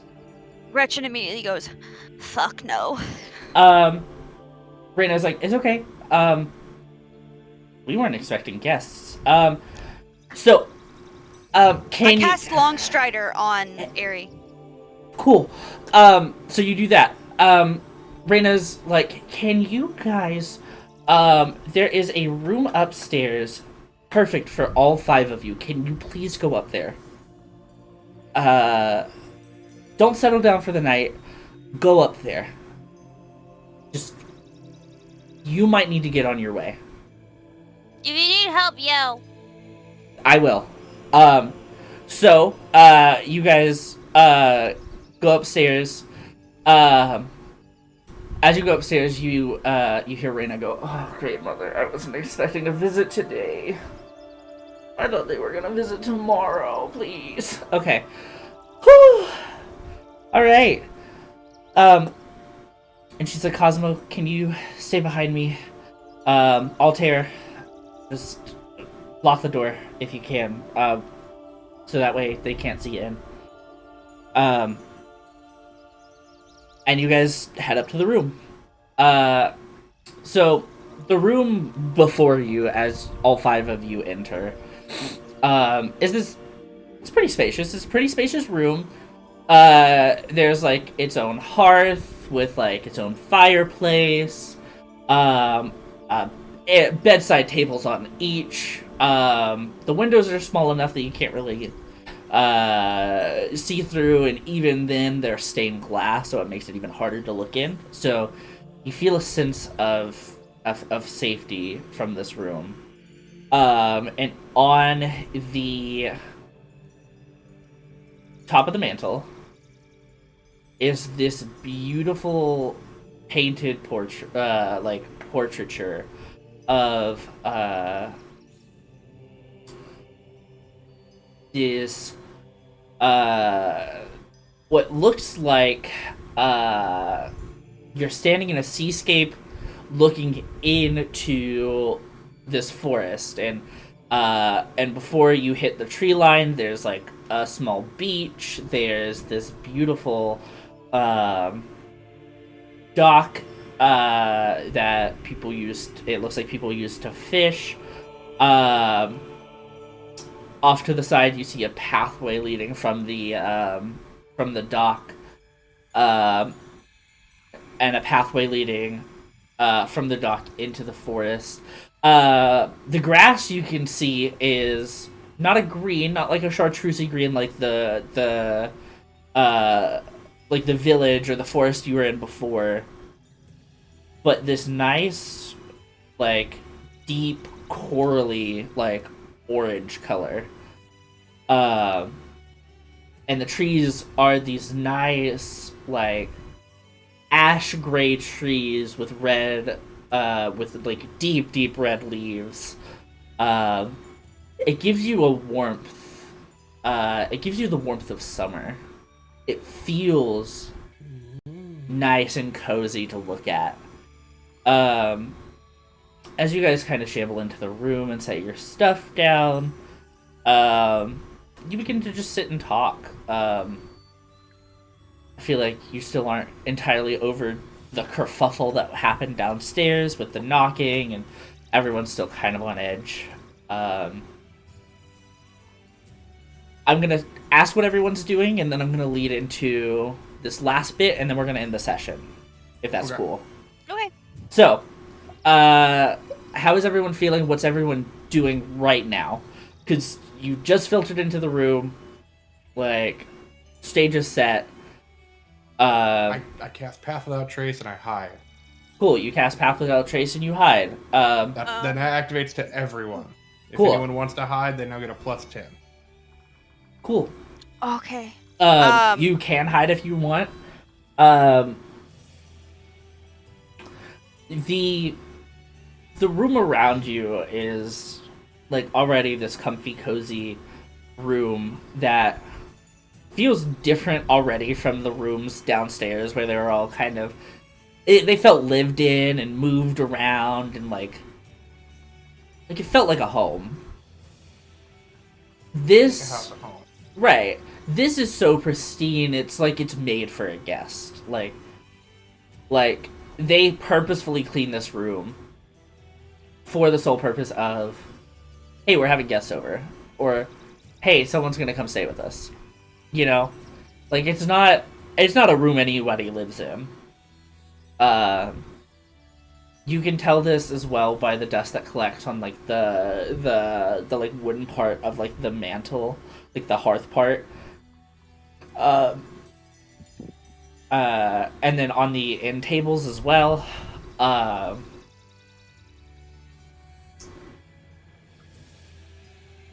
So, Aerie. Yeah. I'm gonna focus on you for a second. As you walk in, trying to see what kind of check this would be. So you feel a cold drop of water hit your foot.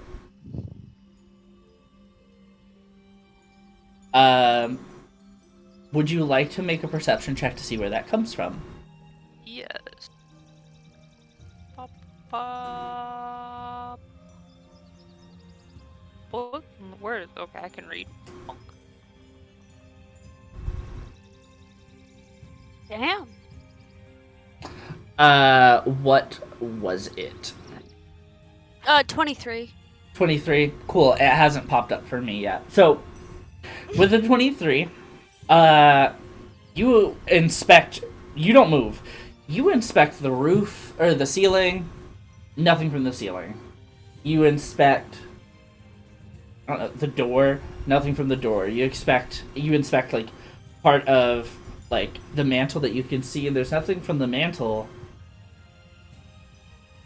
But you see condensation is forming around the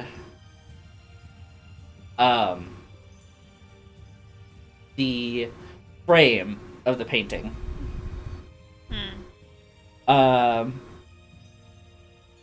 Do you go to touch it?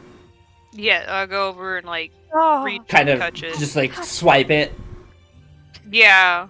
Cool. Kind of just to see what it is. You swipe it, and as you swipe it, you get a whiff of salt. Like sea salt.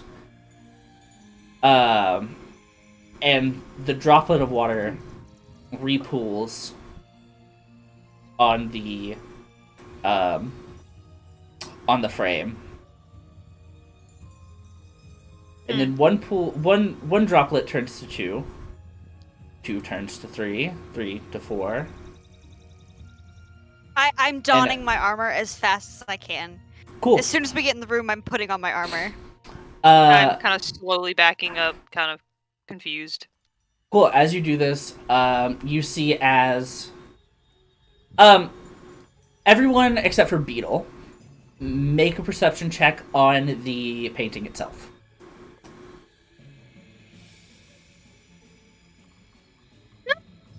I'm not going to be able to see it, so you have to tell me in good faith. Mine was 7. 14. 7 and 14. Okay, Aerie. Actually, you know what? We'll start with Gretchen. We'll move to Aerie. So with Gretchen, a 7 will get you. So you see the condensation forming. You see that water is now dripping from the frame of this painting. You look and see, like, kind of at the painting. You're like, whoa, what's happening? that there are like painted ripples in the water. That is like I said, it's basically like if someone put a canvas, like and like an easel in the water to paint inland, like to paint towards the inland. So they're standing in water, painting towards the inland. You see that the closest ripples of water move.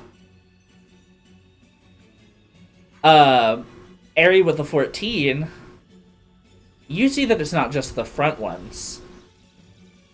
It's the entire ocean is moving. The entire ocean in the painting is moving.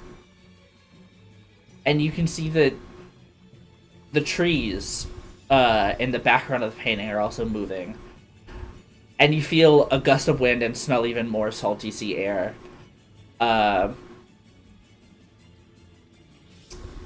gonna have you both make a dex saving throw. I think that's how that's gonna work. What is when you cast Grease? What is the saving throw mod that you use? Like, what is the? Is it con or is it dex? Okay, cool. Then roll dex. I think. Yeah, it's a dexterity saving throw or fall prone. Cool. So, make a saving throw with all your magic items if possible. If not, roll straight. And let me know what you have. 11. 15. 11? Cool. Gretchen, you just meet it. You stand firm. I'm putting on my pants and I'm like, oh god, we're gonna die. Ari, you slip on this water that is now probably about ankle deep. How long have we been in the room? A couple minutes. Like 5? 5 minutes fully. Okay, my armor is on. I activate my arcane model. What arcane model do I want? What arcane model could help me with this? Not lightning launcher. Please God, don't take that one. Dampening field. I have advantage on dexterity checks. If the armor normally imposes disadvantage on such checks, cool. The advantage and the disadvantage cancel each other as normal. Cool. By the way, Zim, you can don and doff your armor since it's arcane armor as an action. Actually, I don't.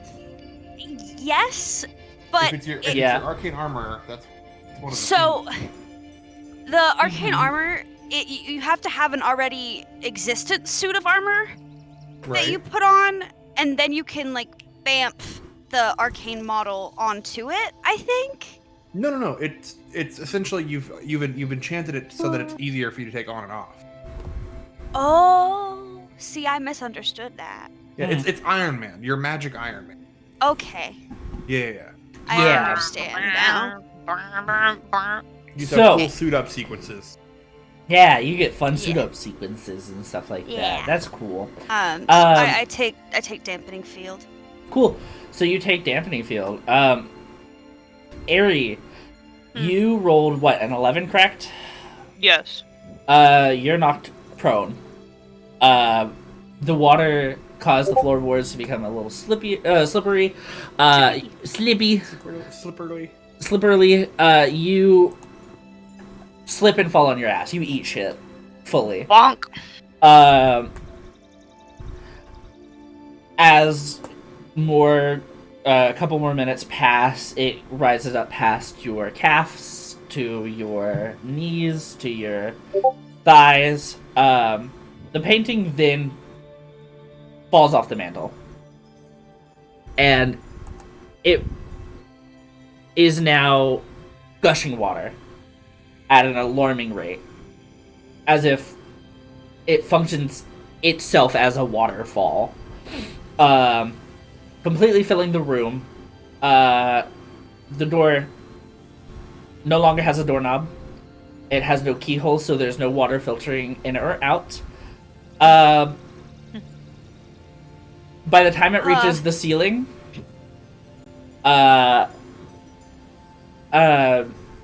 everyone goes underwater. The room all around you disappears. I can breathe in water. You can breathe in water. For an hour. Hell yeah. Beetle, how well can you swim? Not great. Cool. I might have to Especially make... since I was hiding under a couch or something. And this The couch completely floats. It's gone. Yeah. It's gone.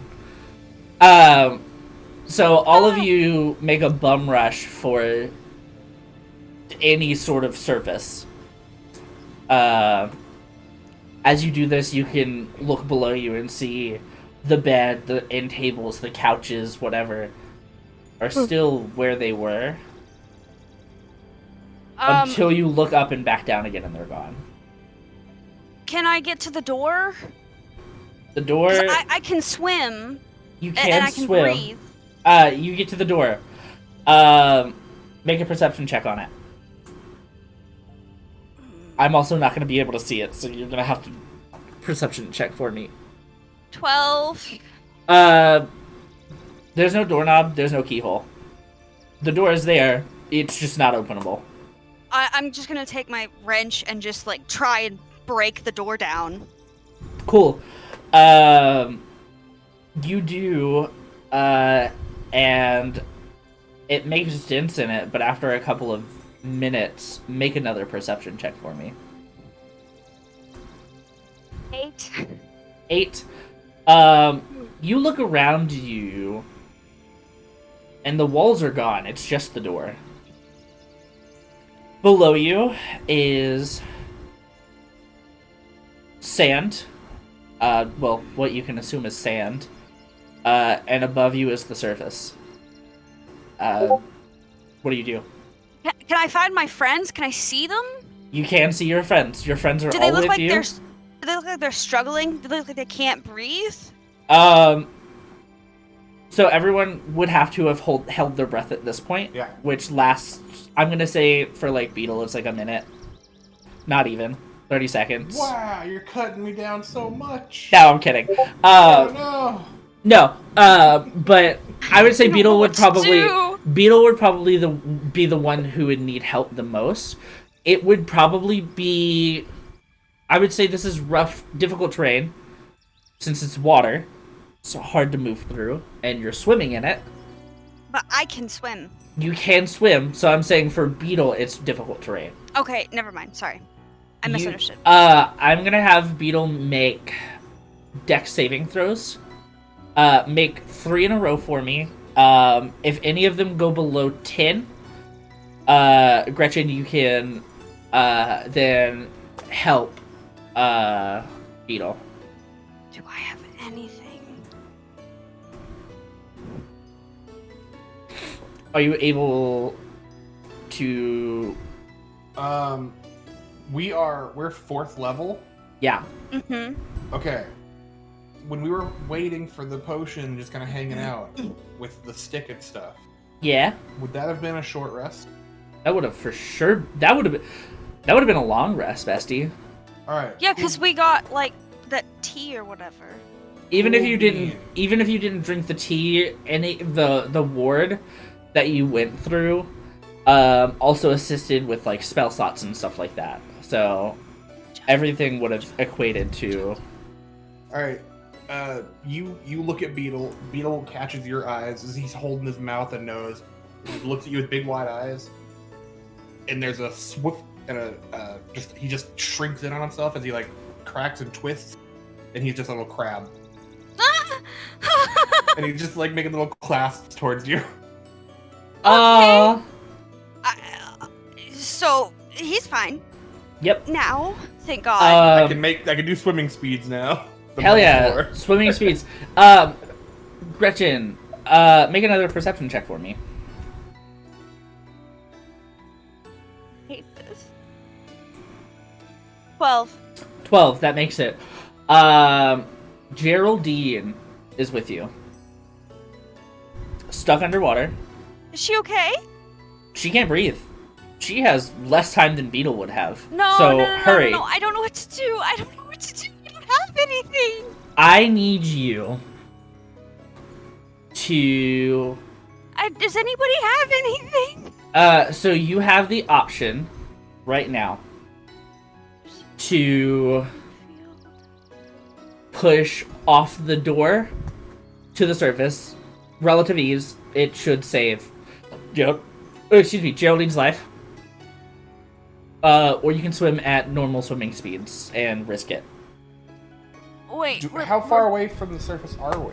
I would say from the the actual sand surface to the water surface is 12 to 13 feet. Oh. So what were my options? You can push off the door as like an athletics check or acrobatics and just swim up to the top of Geraldine as fast as you can. Or you can, instead of having to make that check, make a flat dex check to swim your normal speed and not get like a boost. I'm not good at any of these, so I'm just gonna take the risk. Okay. So make 2 dex checks. Oh, I was gonna take the risk and push off the door to do acrobatics. Oh, okay, yeah. What'd you get? I haven't yet. Oh, okay, never mind. Okay, so No! What was it? I got a 6 and a 10. A 6 and a 10. The 10 will do it. You're not moving that far. So I would assume with a dash action, you can get up there within seconds. You race past Agumok and Harold. I'm dashing. Yeah, you dash past Agumok and Harold. You dash past Aerie. You dash past Beetle, who is now a crab. You break water. Geraldine in your hands. You open your hands and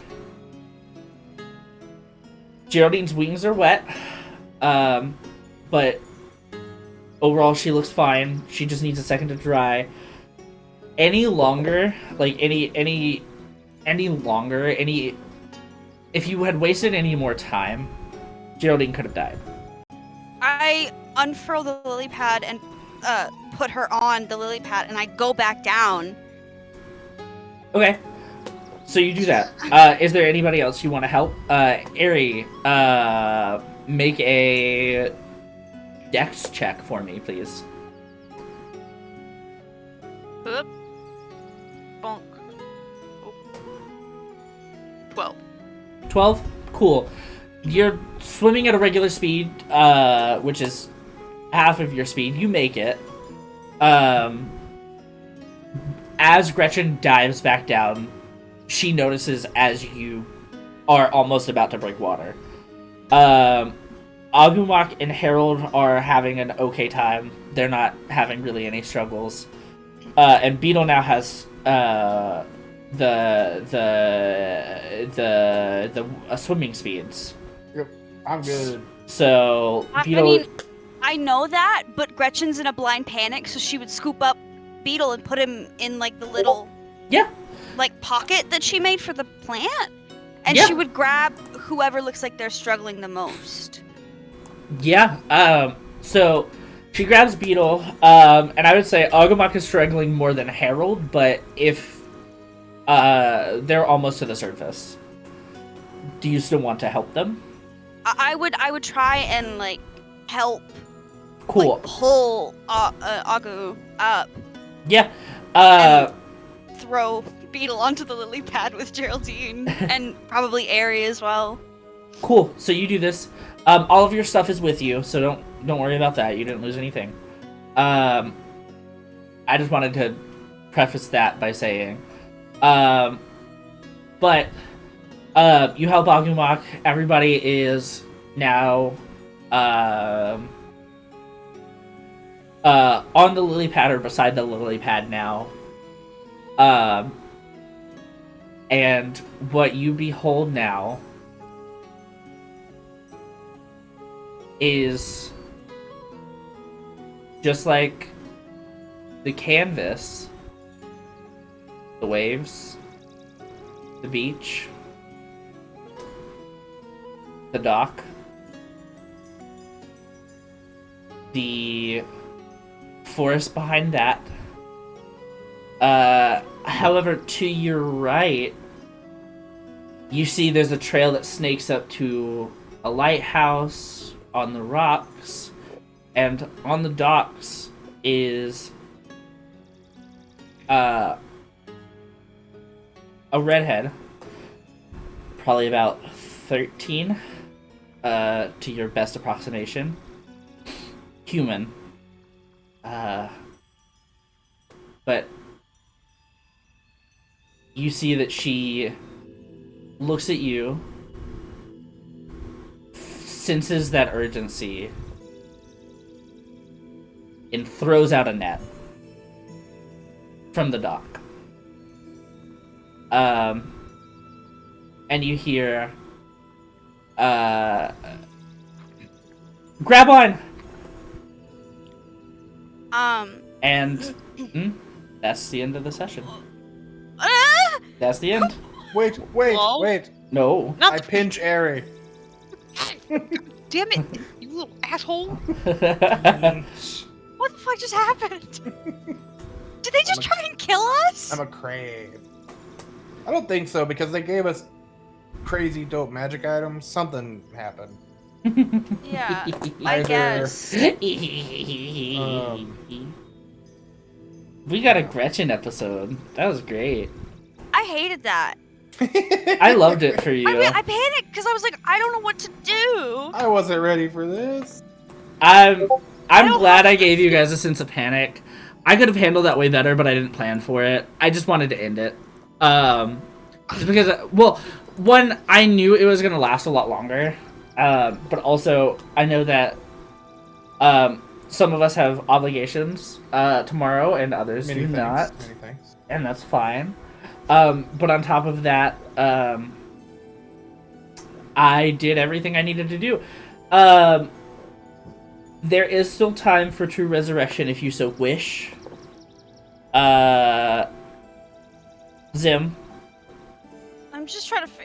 Last thing on my mind. That's fine. Right now. I'm giving you the option that We'll deal with at that some later. point that can happen. But on top of that, like, how did y'all feel about the session? I'm so, like, that definitely good. wasn't my best Alright, role playing, but No, it was good. Oh, shut up. I thought it was That was cute. really good. Yeah. I wasn't expecting to fucking tear into Gretchen, but I did. Why? Well, Why? Gretchen tore into you too, so. True. Why do I She's keep like, I yelling at? respect you, but you're a bitch. Your magic's a bitch. I hate Your it. magic isn't real. Fuck your magic. Fuck your life's work. It means No, nothing. It's a She scam. did not say that.